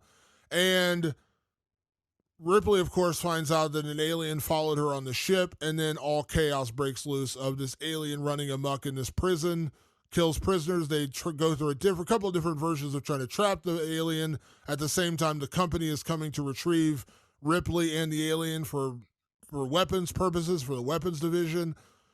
Ultimately, they trap and kill the one alien, and then Ripley falls into the pit of fire to kill herself along with the queen alien. And that's it. But yeah, it's really a chase. It's really a survival and chase movie. There's not a lot of story in terms of, it's not as intricate as another. It's very simple as alien survive the alien. That's kind of the point. But I love Charles S. Dutton, and he really does steal the show. And you mentioned as good as Sigourney Weaver is in this movie, she's great. Charles S. Dutton is a tour de force in this movie. And again, I'm shocked he never went on to have a bigger career. And I don't know that maybe he didn't want that, or I don't know what it was, but 100% he could have been Forrest Whitaker. Yeah, and I think Rock was right after this or right at the same time. I think it was almost concurrent or something, it was late 80s into early 90s. Maybe he was just maybe he was just I'm doing it. I'm doing what I'm doing right now. And that's what he wanted to do with his career. But this guy, if he was on Broadway right now in some show, I'd be I'm going to go see it. Because doing the rewatch of this, I was going, he's the best actor in this entire movie right now. And Sigourney Weaver had come off 2 Oscar nominations in a row coming into this movie. So she's no slouch by any stretch in the entirety of acting. She's very high level. For him to outshine her in her series is a pretty hard thing to do. Absolutely. So for my best performance, so I just assumed, because through the first 2 films it's been Sigourney Weaver, and I just kind of assumed you'd be going with Sigourney Weaver, which you didn't. Kind of threw me off because I didn't go with Sigourney Weaver either. Now, to be fair, she's the star, she's great, but at this point, it's kind of almost like we're banging the drum by just naming her every single time as the Sure. So my best performance actually goes to the great Charles Dance as Clemens. I didn't know him as anything else besides this until this movie. I did not know Charles Dance. He was a very experienced character actor at that point, been around for a lot of years, did a lot of other things, but I had never seen him before Alien 3. Of course, he ended up popping back up in Game of Thrones as Tywin Lannister. It was an incredible performance. One of the best performances in Game of Thrones is Charles Dance, to be honest. He's really good in this movie. He has a really subdued kind of clinical performance because he plays a doctor, but he also has a real care and understanding behind his eyes when dealing with Ripley that I really appreciate. That they, of course, ended up having a very brief tryst, which also felt a little forced, if I'm being honest. They just I want to talk about that, but go ahead. But yeah, but overall, and then again, his surprise ending of him dying right after they have sex, and then seconds later he gets attacked by the alien, gets his head punched in. I thought it was a really good twist because it seemed like they're setting him up to kind of be the new Hicks, where he's going to be the guy, the other guy to Ripley, and then he dies like right after that. So I just thought everything about his performance was great.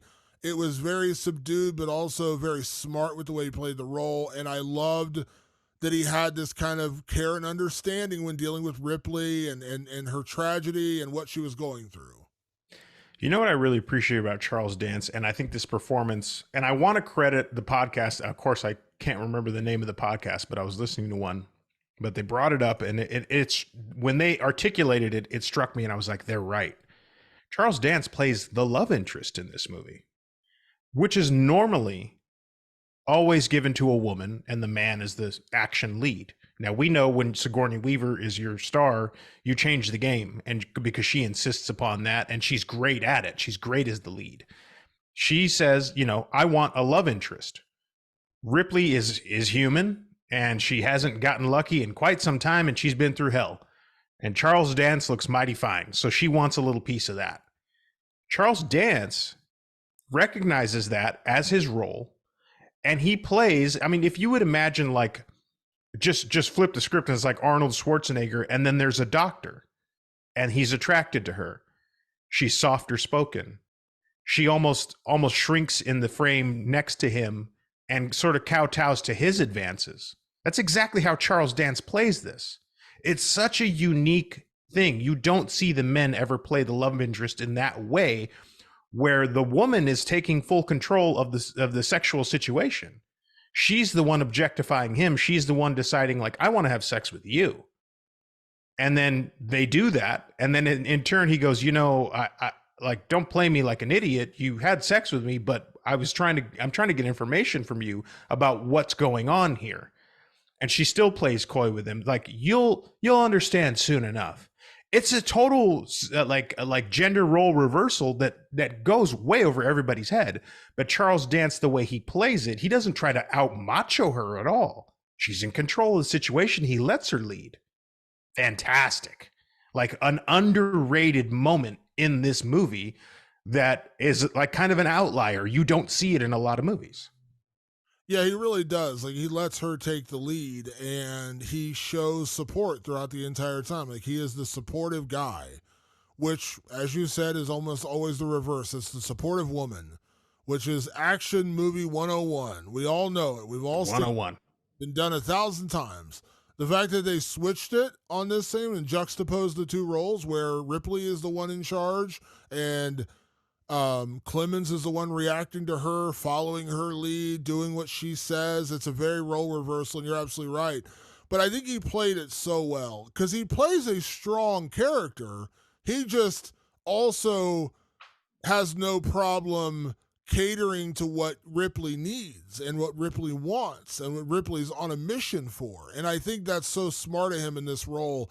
And I just really liked him. And it's funny, I mentioned Game of Thrones. The other time I had seen Charles Dance when I was younger, he was also the bad guy in The Last Action Hero. Yeah.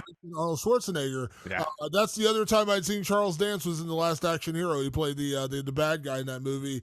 And yeah, so that's my experience with Charles Dance. And every time I've seen him, man, he's good. And he's great in this role. Yeah, he's A+. Probably one of the only times I've seen him be a hero. He actually played yeah, he's normally an asshole. Yeah, that's true. Yeah, so next category, Patrick, let's talk about MVP. The Ken Foray Banana Hammock MVP Award, as we call it, dubbed after the great Ken Foray in the movie From Beyond, when he saves the day, but he has to do it in a thong bikini, which is very off-putting, and we'll never forget that. So we've officially dubbed this award the Ken Foray Banana Hammock MVP Award. So who is the most valuable player in Alien 3? Thank you, Ken Foray, for always being the most valuable player, Speedo or not. The MVP of Alien 3 is David Fincher. I know that he disavows this movie. I know that he sees this as a great failing in his career. He washes his hands of it entirely. Without his tenacity, his direction, his ideas that came onto the screen, this This movie would be a complete write-off. We would right now be talking about how this is one of the worst Alien movies ever. Don't worry, we're getting to that. The next one's coming. The next one's definitely the worst one, and I think we all know that. Um, Alien 3 is saved by his tenacity, by his talent, by his ability to frame something just so, and to be a stickler for story and drama. That's why this thing is evergreen. I think that's why over the years people go, Alien 3 is actually not as bad as I thought it was. It's because it's David Fincher's stamp. He was the most valuable player this time around. He saved the day. I wish that if we were going to do another Alien movie or a reboot of this movie or whatever, like I know he never would because he's probably still traumatized. He probably still wakes up sweating in the middle of the night. Grabbing his chest like Ripley on the space Alien station. 3, Alien 3, it's happening. I don't think he would ever revisit it. But the crazy part is David Fincher has directed some of my favorite movies. Seven is one of my all-time favorite films. Which was his next film, by the way, right after Alien 3. Absolutely brilliant. One of the most brilliant psychological serial killer. I consider it horror. It is horror. Incredible film. Fight Club, absolutely adore that movie. I just watched The Social Network the other day. That movie is amazing. I love The Social Network. And Gone Girl is also just amazing. I love that movie. David Fincher is one of my favorite directors. The fact that he made this movie, the way and everything he had to go through, and still ended up making a pretty damn quality film is unbelievable to me because he had everything going against him. The script, the studio, the producers, everything was against him, and he still ended up making a pretty quality movie. Is this the best movie? No. But of all the Alien films, I really like three of them. Aliens, Alien, and Alien 3. Yeah. Everything else I can find compliments to dish out, but these are the only three films I consistently want to revisit in this franchise. And that's a large part due to David Fincher. Somehow, even with the car going over the cliff, he finds a way to survive and actually get down back on the road again somehow. Somehow, some way, he did it. And I think it took a David Fincher to do that. So he had to get his flowers. Yeah. So my MVP, again, let's be honest, it probably is David Fincher, but just to kind of go in a different direction to give a different answer, I didn't give her best performance, but my MVP is Sigourney Weaver for a couple of reasons. One, she didn't really have a desire to come back. I mentioned that in the intro when they talked about doing a sequel originally. She's just kind of like, yeah, I'm not really into it. And so the William Gibson script basically wrote her out of it, more or less. He's doing the opposite of what happens to Hicks and Newton in this film. He's like, all right, well, Ripley's not really in the film. We're going to focus on these other characters. When she did decide to come back, first off, much like Aliens, when they had to pay her $1 million, she was the first woman to earn $1 million to do a film solely because they pitched it and they were ready to go into production on Aliens. And, oh, yeah, we hadn't signed our star yet. So we're going to have to pay her a boatload of money to get her to come back. She did. The movie was great. She got nominated for an Academy Award. But she didn't really want to come back a third time. So once again, Sigourney Weaver, being the smartest woman in the room, maybe with the best agent, said, you want her to come back, you're going to pay her a boatload of money. And I am all for Sigourney Weaver making a boatload of money. So that's part one of why I say, kudos to you, you're the MVP, because she played the game right, and they know we can kill off Hicks, we can kill off Newt, we can't kill off Ripley. So part one of why I think she's amazing for that. Part two, we did a segment that is up on our TikTok and our Instagram channels of all the weird requests that Sigourney Weaver had for aliens. She wanted to have sex with the alien, which was completely out there. She wanted no guns, which, of course, was impossible. And she wanted to die at the end of the movie. She got none of those.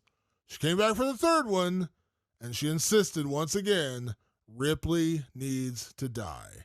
And this time, it carried through. And if they had ended the franchise on this third film, for all the problems I have with the opening and the fact that they did Hicks and Newt dirty, Ripley dying at the end was the most poetic conclusion to this story, that she got infected by the thing that she had survived for 57 years.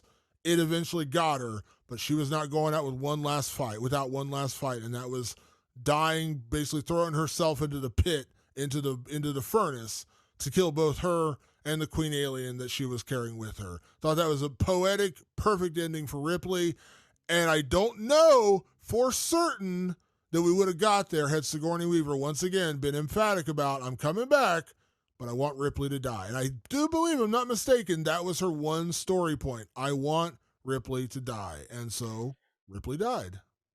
Her demands in Aliens were no guns. Alien 3, no guns. Ripley has to die. Ripley dies. I want to have sex with the alien. Ripley, stop. Sigourney, stop asking us to do that, please. Stop asking us to have sex with the alien. But don't worry, we're getting to that. She doesn't have sex with the alien in Alien 3, but she is impregnated by the alien in Alien 3. She got her wishes, finally, in Alien 3, because she knew she had them over the coals. She goes, you want me back? Write it so that there's no guns, so that I die, and that I have sex with an alien. They're like, we still can't do the sex with the alien thing, but we'll do this. And she agreed. So there it is. Sigourney gets her way. Yeah. You can't have sex with the alien, but here, meet Charles Dance. He's a nice guy. You can have sex with Charles Dance. Yeah. He's a good dude, you know. He's not alien, but it's something. Yeah, but she basically got her wish. And again, her wishes in Aliens would not have made any sense whatsoever. Yeah.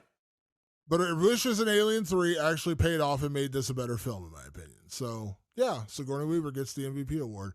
Let's talk about best line. Now, I'm going to go in sequential order here, Patrick, with best line, because my best line takes place prior to your best line. So I'm going to give mine first, and we'll go into yours.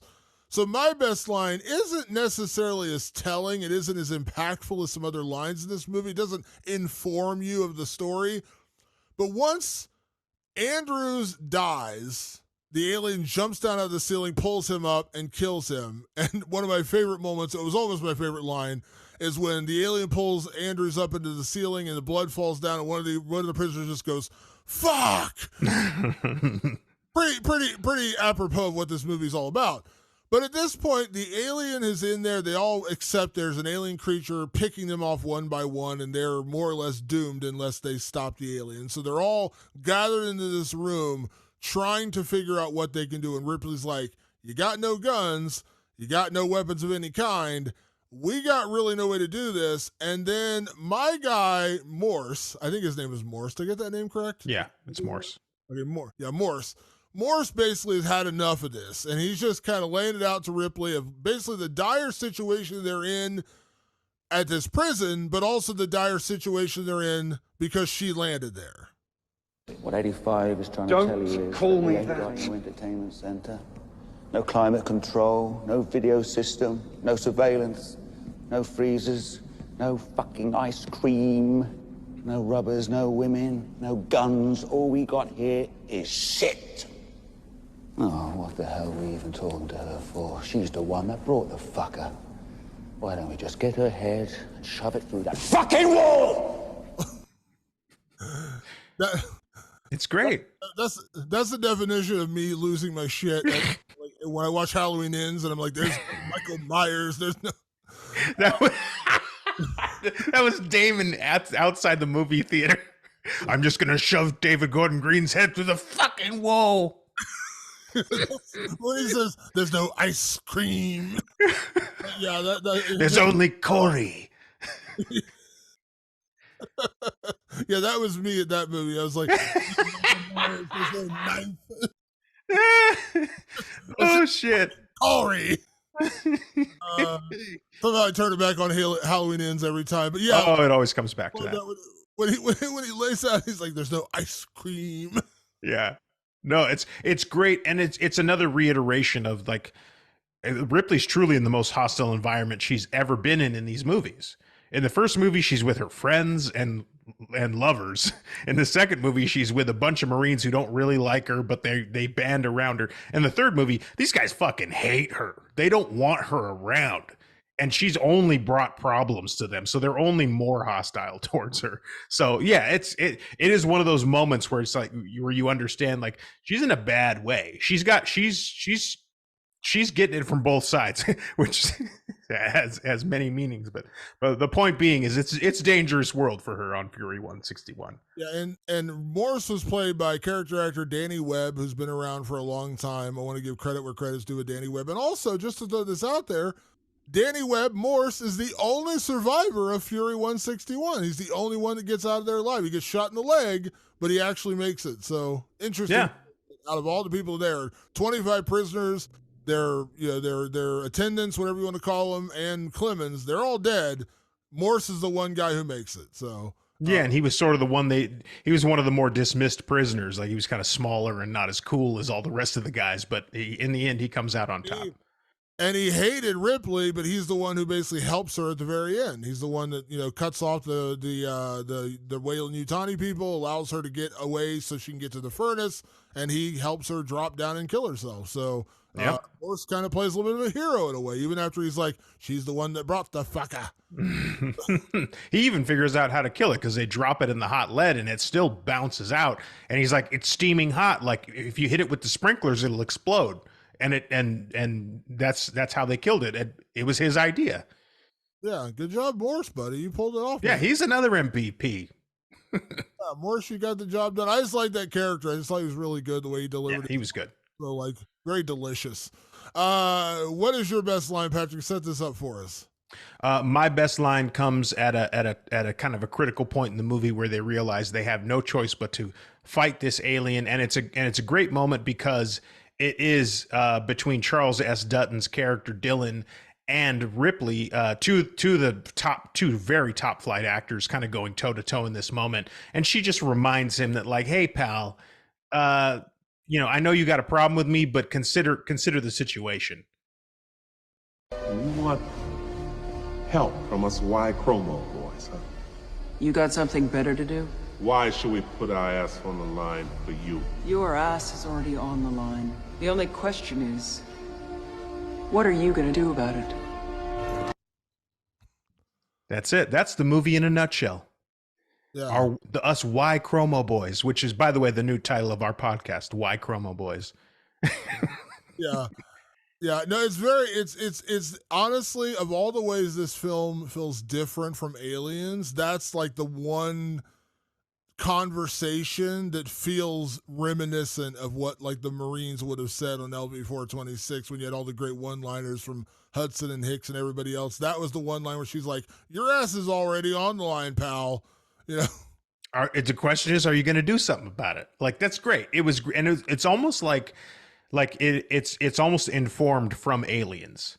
Like, she's done this twice already, and now she's got a little bit of that Marine grit in her, which is like, your ass is already on the line. Only question is, are you going to do something about it? Like, I love that. There was one other one, I didn't pull the quote, but it just made me laugh, was like, after the first attempt to capture the alien fails and they're back in that same room again, and everyone's like kind of defeated and like, we don't know what we're going to do. And all the prisoners are just like, screw it, like, we give up. And Charles S. Dutton just flips out and he goes, y'all a bunch of pussies. He just like flips out on him. It's like, damn, Charles S. Dutton, get him. Damn, Rock. Tell him, Dad. Yeah, it was just funny. Like, he just flips out on him and he's just like, he's just like, listen here. Let's talk about best scare. Now, I'm going to tell you ahead of time, Patrick, I cheated. Okay. So do you want to hear I cheated? Please. There were a couple moments that I liked for best scare. I think the one that probably stood out that I was going to pick was the scene where the prisoner they're setting up the gasoline material, the flammable material, and they're ready to burn out the alien and get it trapped in that toxic waste dump where they could trap it. And the prisoner drops his flare and he goes down to pick it up, and you think the alien's going to come up from underneath and grab him. He grabs the flare, looks up, and it's up above him instead. So that's a good twist, and I kind of like that. But I cheated because I got to pay homage. Probably the best and most memorable scene in this movie that I picked as best scare is the entire tunnel chase scene. Mm-hmm. The entire tunnel chase where you're seeing the point of view of the alien, which is a cool twist. Listen, you're dealing with a certain budget. We already talked about some of the puppetry effects didn't necessarily work. So how do you cheat around that? You put the point of view from the frickin' alien, and you see it twisting upside down and running on walls and ceilings and running after these prisoners in this kind of like distorted, almost like what's the like a curved view, It has a wide angle lens, kind of. yeah, just but the way it twists and turns, and you're kind of seeing it around like an different kind of lens. You're seeing the point of view from the alien, and I like that. That whole chase scene was pretty harrowing, and again, it leads down into the pit where they drop the lead on the alien. But that whole scene, I know I'm cheating here, but that whole scene is really good and really adrenaline pumping and just a great chase scene. And so it's kind of, I know I'm cheating with the scare factor, but it's just great intensity of like, here's a prisoner, run, and the door won't close, and the one guy can't get away. He kills a couple of the prisoners, like the alien does get a couple of the prisoners, but they're running away, and then the one guy, when the alien gets into the chamber, he's like, screw it, I'm going to punch the door now, and she's like, don't do it. So just a lot of like tension is raised, and I really enjoyed that whole scene. Yeah, it's a high intensity scene. And also, I think that the point of view of the alien chasing them is the most novel thing in Alien 3. It's the thing that sets it apart from the other two movies. When I was a kid and they cut to that POV scene, I was just over the moon. It was so cool to see the action from the aliens' point of view. Now everybody's going to go, wait a minute, they don't have eyes. Well, we don't know how they see. We really don't. They're clearly very good at it, and they can find you anywhere. So they're seeing somehow, however they see. But that point of view of this is how it's chasing you, and it can climb up the wall. Kudos to the Steadicam operator. It was a Steadicam operator who was doing some moves at the time that were kind of revolutionary. The idea of actually twisting and changing the axis of your camera at the time was pretty novel in and of itself. It wasn't done a lot. That cameraman did it and sold one of the most iconic things that you can get out of Alien 3. Absolutely. I just like that whole scene. Again, I love the point of view. I love the chase. Again, it's the end of the movie. It's the last 20 minutes or whatever leading up to Ripley's death.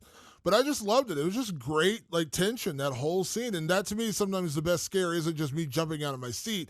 It's the tension you feel. And that scene is filled with tension.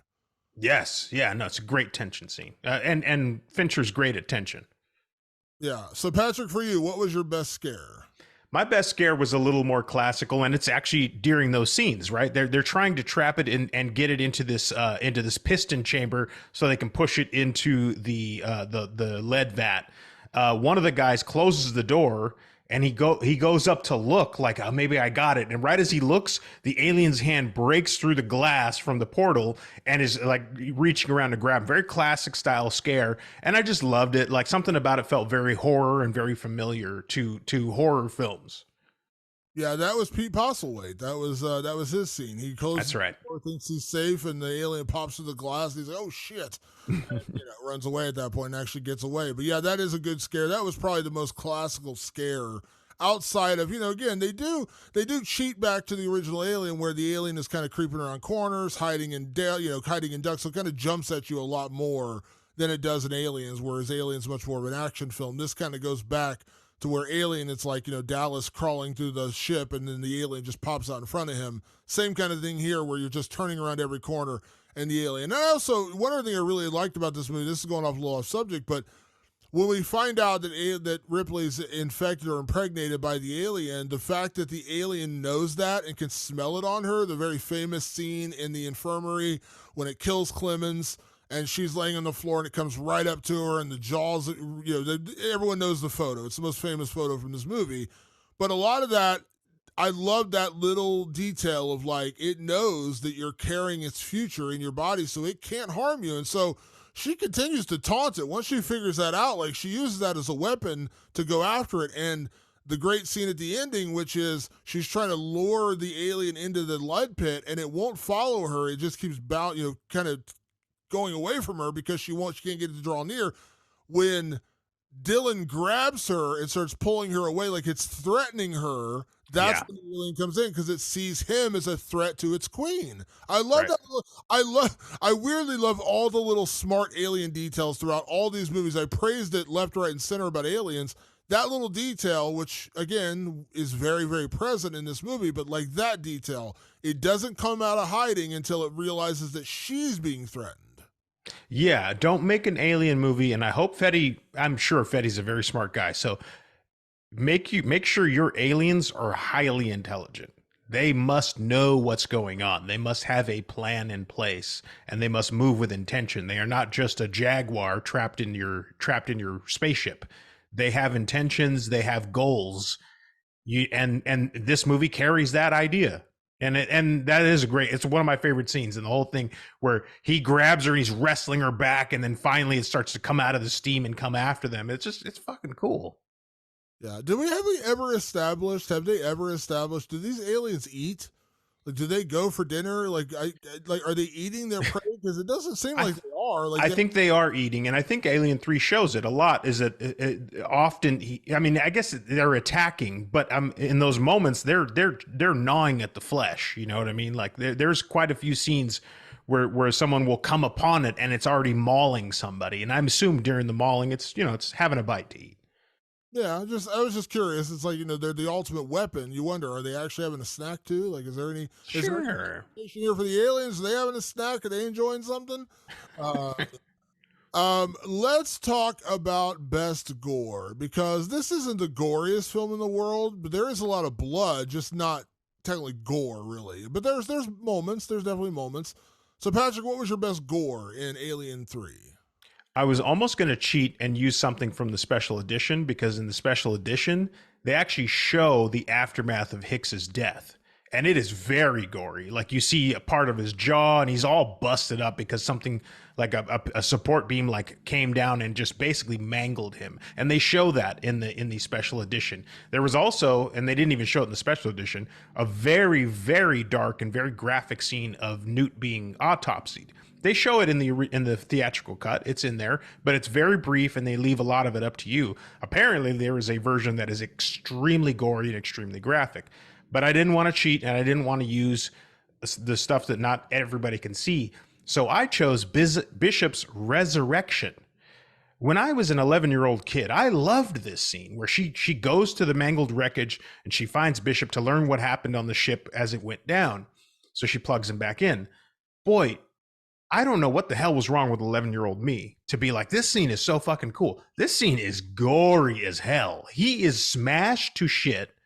And even though he's like, a artificial human, it still looks like like a raw car accident. Like, half his head is caved in. As he talks, like the milky blood from him is like flowing out. He looks absolutely horrific. It's really, really graphic. And but as a kid, if you grow up like Damon and I did with things like RoboCop, which is highly graphic, and Total Recall and all that stuff, this was just par for the course. This was just stuff that you just grew up looking at. But it's intensely gory, even though there's not blood in it. It's just like, Jesus Christ, this looks awful.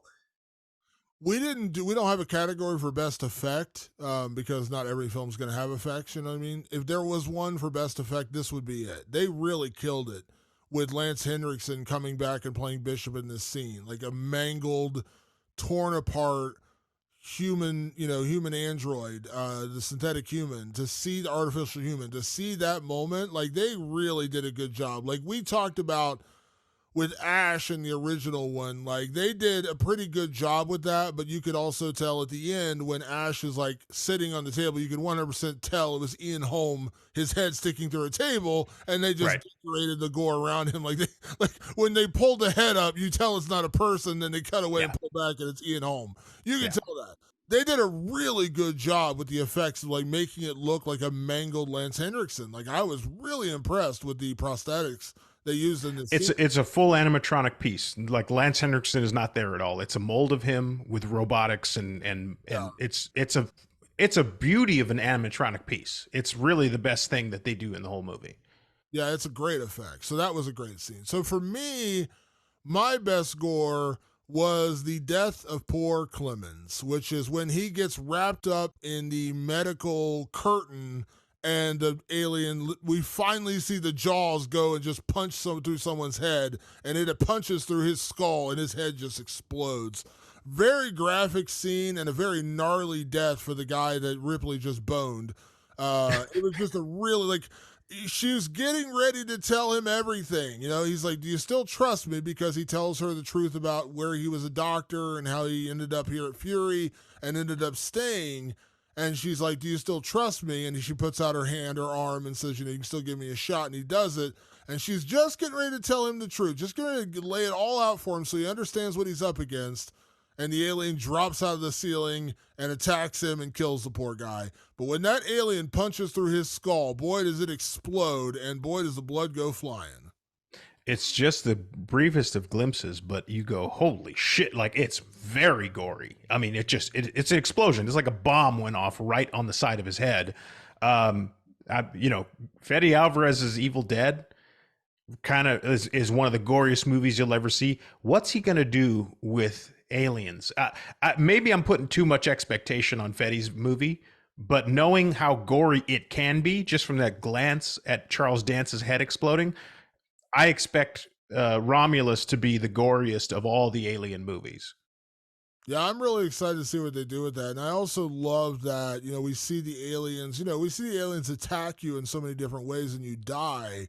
But that very close-up version of it punching through your head with its inner jaw was a really cool little twist. Yeah, gory as shit. All right, let's talk about, I know we already talked about the ending a little bit. We talked about, the version that was in the film they reshot with the $16,000 wig. We talked about the version where the chest burster comes out. I know we talked about it, so I guess we don't have to do this category, but I want to talk about this category, which is, would we change Ripley's ending? And I know we've talked about a little bit throughout the podcast about how we both agree we are happy that she died. But ultimately, through all the debate and all the talk about it, would you change anything about the way Ripley went out? I would not. I would go with whatever the studio came up with, right? The alien bursting out of her and her hugging it impossibly and all that stuff. I guess when I posited this question, what I was trying to get at was, would you allow Ripley to survive, considering all the things that she's gone through in Alien, Aliens, and now Alien 3? Would you change her ending from dying to surviving? I would not. I would keep it the same. I said it earlier in the podcast. You come across the xenomorphs, you're fucked. She just happened to be the best, most capable person to fight them off, but you can't beat them. You can't. You have to eliminate them. You have to eradicate them. That's the only way. If they exist and you exist at the same time, you're going to lose. That's just how it's going to go. So to me, this is the poetic ending that I would have kept, which is her taking a queen alien with her into the furnace and saying, no more. This stops here. I agree. I think of all the parts of this movie that I enjoy, and the one big one that I don't, this is probably one of the things I enjoy the most because it felt very poetic that she died. Now, would I change it to where she's not holding on to the alien? A little cheesy there. I think just having it burst out, but it's not quite. Because remember, when the chest burster happens to Kane, it's still in his chest for a minute, not a minute, but for 15, 10 seconds, where it's kind of like, looking around the room and opening its jaw and then runs off. She's already falling into the fire pit. Just let her fall. Let it burst out of her, but then just die. I don't need her holding onto it and clutching on the alien. That was just a bit too much. But the actual ending of her sacrificing herself to make sure the aliens died, I think that was pretty poetic and pretty perfect. Now, if I'm Walter Hill in 1991 when they're filming this and it comes out in 92 or whatever it is, or, however they do it, this goes back to my original argument about Hicks and Newt and the kind of unsatisfying way they meet their end. If I'm a smart man and I have a franchise that has now made hundreds of millions of dollars, I don't want to let it die. So Hicks dies, Ripley dies, Newt survives, and you make a sequel 10, 15 years later that something else happens on LV-426, and at this point, a hardened, experienced Newt is the one who has to go battle the aliens and kind of take up Ripley's cause and go back to her home world or whatever the case may be. And you can make Newt the hero 15 years later. You could do a sequel where she's the hero and she lives on. That would be something if you're going to have someone survive, that would kind of, because we all understand it is a little, I don't bump up against it, but I understand. Like, it's like, because people are gonna be like, "Wow, Damon, you're really messed up." I got more upset about the dog dying than I did about Newt because of how graphic it was. Like, man, that poor dog didn't deserve that. Uh, Yeah. but in all reality, people do bump up against children dying in movies, like in that horrific of a way. Like, she drowned in her freaking cryo tube, like it filled up with water. She couldn't escape, and she drowned. There's a scene where you see her screaming, like you see her face. Oh my God, that scene is so dark. Yeah. So it's like, Jesus Christ. That would be, if you're gonna do it again, Ripley dying, okay, with Hicks dying eventually, putting him in the Clemens role and having him die in that moment, great, got no problem with that. Newt surviving and carrying on would be a way to kind of move forward with the franchise. They chose not to do it, and again, I'm fine with the way it ended ultimately. And as I said earlier, I'm fine with them killing Newt and Hicks. I just don't like the manner in which they did it. But the fact that the ending is Ripley falling into the furnace with the alien dying, I think that's kind of perfect. Yeah, totally. It's poetic. It's the right way. It's Sigourney's call, and it was the right call. Yeah. So we didn't do this category. We kind of already talked about it. I'm throwing this in as I'll right off the cuff here, Patrick. I'm not even giving you. Okay. So we didn't technically do remake, sequel, or leave it alone because we already know there's a sequel coming, and we're going to talk about it. It's not a good one, but we're going to talk about it. It's coming. But if you were, I know we kind of mentioned this earlier, like redoing it, retconning it, bringing in Mary Elizabeth Winstead or Dakota Johnson or Zendaya or however we want to do it. Would you actually like to see them remake this? Like, is there a version where you'd like to see them maybe continue the story and do like almost like they did with Halloween 2018 or these other franchises that they've rebooted and just said, you know what, we really like Alien, we love Aliens. Everything after that's been a little rough. So we're gonna restart this, and here's your money. Here's all the money in the world. Who's like one of the best sci-fi directors right now? Like, I'm trying to think who'd be out there that want to do it. I mean, Denis Villeneuve is like a good call. Yeah, great science fiction director. Here's a bunch of money. Go make us a new Alien 3. Would you be? Yeah. I wouldn't hate it. I would say like go back to our earlier conversation and do the 2-parter. And really just go with that. Go with one episode is Hicks and the final episode is Ripley. Like, just do that. You know, if you're gonna remake this, if you're gonna jump back and retcon and ignore everything else and just go straight from Aliens to this, yeah, do that. Do what we were talking about earlier and cast, and then get a guy like Denis Villeneuve and make it happen. The only thing I bump up against, and I agree, I'm all for it too. And as I said earlier, I'm not married to the idea that you can't bring in somebody else to play Ripley. If you can get Brie Larson to play a new Ripley, go for it. Hell yes. But I'm also one of my only reservations about Alien Romulus and the Alien series that Noah Hawley's doing is they are shoehorning it in around these other films. As I mentioned, I think it's Noah Hawley's TV show that takes place between Alien and Aliens. Kind of odd. Like, what, there's no other version of the alien. They're on this planet. How are you going to incorporate this and have it take place on Earth? I don't know what Fede Alvarez is doing, but I know it takes place around these films. Like, they're not doing it, 30 years in the future and all this kind of stuff. Yeah. So part of me is like, if you're going to do this, just move on. Like, the aliens are still there. We can have the aliens pop up in some other way, shape, or form. But it's weird that, like, it's almost like, like they pulled off a magic trick really well with Saw X. Like we talked about, like, That's a hard thing to do, to technically make a sequel between Saw and Saw 2, which are two of the better films in that franchise. They pulled it off. Wasn't easy, but they pulled it off. It was a really good film. That's my only reservation with these alien films, is making them in the timeline of the Ripley alien films. It's like, it just doesn't, it scares me, is what it does. It scares me. Like, what are you going to do? How are you going to change the story to fit it into this narrative? Why not just move on? And you can create a new story with xenomorphs. But again, kind of like with here, I'm okay if they want to do an Alien 3 and they wanted to retcon it. I'm not even saying they have to do the William Gibson script. Just do something different and give us a different ending to Alien 3. I'm okay with that. I would not hate it. I would not mind if they're like, Blumhouse is like, hey, we're going to do a new Alien film. Here's what we're doing. All right, I'm cool with that. Great. Yeah, so, I mean, listen, sign me up as many as many times as you can.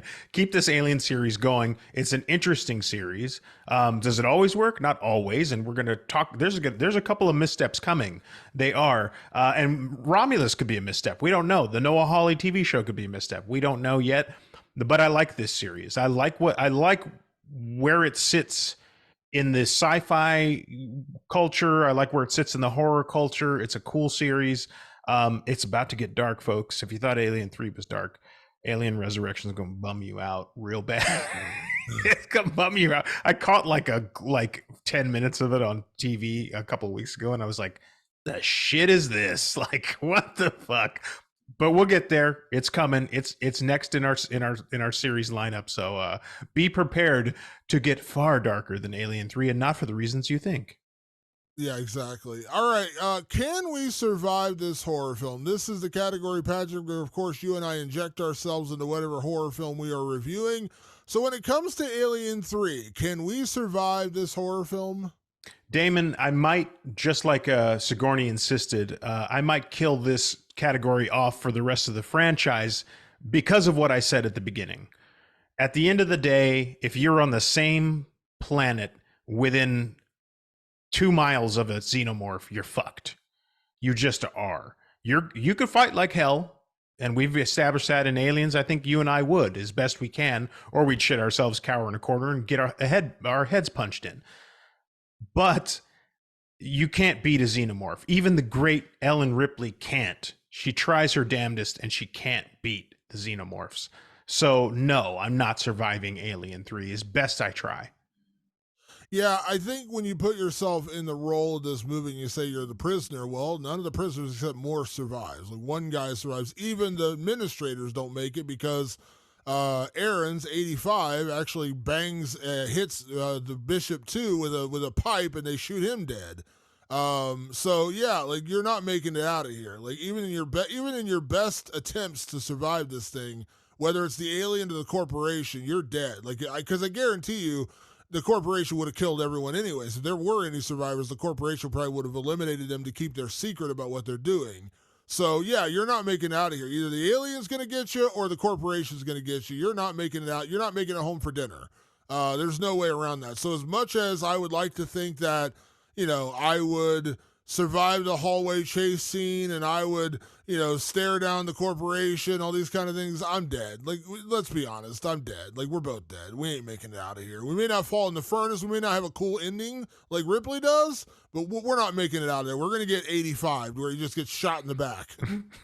Yeah, or I had dysentery back in the mess hall from some bad food or something. Like, I'm just not making it out. You can't make it out of the alien universe, and I think that's the formula to understand going forward. We didn't talk about this real quick before we get to our last category. I want to throw this out there. What did you think of Lance Henriksen coming back as the other bishop? When I was a kid, I loved it. I just loved the callback when I was a kid. But now it kind of fucks with the timeline a little bit. I'm like, wait a minute. Okay, so he made Bishop. He was the architect of Bishop's specific artificial human. So I was like, timeline wise, that feels weird to me. Like, I don't know if it makes sense. But yeah, other than that, I was fine with it. It was kind of a nice nod. Yeah, it was a cool little twist that like it was the human version of Bishop and he was part of the corporation. Again, the only thing I really bump up against is the timeline, like how quickly they got out there. I still bump up against that because it's like, holy shit, you got out there quick, man. Yeah. But yeah, that's pretty much it. Like I thought it was a cool callback that brought him back and they showed him and said, I'm the one who designed Bishop and I want to give you a familiar face and all this kind of stuff. And it's smart because that's how manipulative this freaking corporation is they're like, oh, she kind of befriended Bishop. We got logs of, because the ship's transmitting this information. Like they're not blind to what's happened. And so they're getting this information like, oh, they saved Bishop. He saved them. Like, okay, she probably knows Bishop.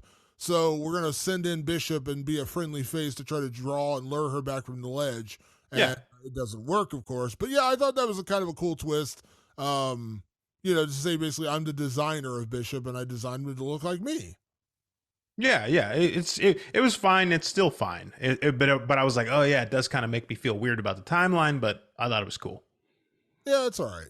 Last category, Patrick, is it scary? So at the end of the day, Alien 3, is it scary? I think it's the scariest one since the first one. Now, we have a few more to talk about, but Aliens was far more action oriented. This got back to sort of the tension and the thrill, and there's a lot of gore. There's way more gore than the other two movies. This is a gory movie in that respect compared to the other movies. I think this is scary in that it has all those scary elements that you're kind of looking for that maybe the Alien series hasn't quite given us since the beginning. Yeah, I would say it is based on a couple of key scenes, like the fact that there's only one alien. It's doing the alien thing where it's creeping around the corners and hiding in air ducts and snatching people out of nowhere and that kind of stuff. That's classic scares. And as I said, this movie definitely felt closer in theology, for lack of a better word, to Alien than it did with Aliens, of course. Much lower in scale, much lower in stake in terms of 25 prisoners on a planet and all that kind of stuff. And you're not battling 1,000 aliens like they were in Aliens. So yeah, I think in terms of the scope, in terms of the production, in terms of the shot selection, in terms of the stakes, this is a much scarier movie and much more in line with what Alien was trying to do, where this alien could be anywhere, hiding around any corner, and you have to always be aware of your surroundings. And I think that does make it a little scarier. I don't know that I would necessarily call it this scary, but for Alien, it is definitely one of the scarier Alien films. Yeah, it is. And then we might have a scarier Alien film than this coming down the line. We might. I don't know. We'll see. Scarier as in I'm scared to watch it again? Well, I'm terrified of watching Alien Resurrection, by the way. I'm very terrified to watch that. But that's a whole different topic. Yeah, so we are now getting into the latter part of the Alien franchise. Alien 3 transitions into Alien Resurrection, starring Sigourney Weaver, the great Ron Perlman, and Winona Ryder, of all people. That is our next Alien film that will be coming in the near future. And then we are going to get into the two prequels, Prometheus and Alien Covenant. And then you will hear me slam my head onto the desk and smack myself with a tack hammer. Not to give you spoilers about my feelings on those movies. Alien Resurrection's up next, Patrick. And I know you got fond feelings for this particular feature film. Oh yeah, here we go. Here we go. Is all I got. So I'm bracing myself for the Freddy's Dead of all of all Alien movies is coming up next. I think I've only seen Alien Resurrection like twice, so this will kind of be revisiting it because I know I saw it relatively when it came out, and I want to say I saw it again maybe like 5-6 years ago, but I have not seen this one a lot. Maybe 2, maybe 3 times. But if I've seen it, I've blocked it out of my memory. Like I know I can see glimpses of it, and I go, like it's like a traumatic event. Like I don't want to remember this movie. Yeah, that's kind of There's one scene in particular I remember. I won't talk about it here, but that's the only one I really vividly remember about this film. Otherwise, I'm like, it's not good. Yeah, we're gonna talk about that soon enough. All right. That's our episode for today, folks. We appreciate you all tuning in. We'll be back next week with another edition of Rewind of the Living Dead. Obviously, check us out on all your favorite podcast platforms, Apple Podcasts, Spotify, and of course, over on our YouTube channel, just search Rewind of the Living Dead. And you'll find us over there. If you got questions, comments, movies you'd like us to review, hit us up anytime on email. That is rotlivingdead@gmail.com. That's rot. livingdead@gmail.com. You can also find us on social media. Just search Rewind of the Living Dead on Twitter, Facebook, or Instagram. We're on all 3 social media platforms. We post clips. We post different show things. We post reviews. We had one poor soul who recommended watching When Evil Lurks, and now he's going into therapy thanks to our recommendation. So we apologize. Sorry. But yeah, so check us on all those platforms. But again, if you got questions, comments, things like that, please send it to us. And you can also find us on our own social media channels. I am at Damon Martin, and you are? At Director Patrick. And a big thank you, as always, for everyone that tunes in each and every week. We'll be back next week with another edition of Rewind of the Living Dead. Thanks for tuning in. We'll see you then. Peace.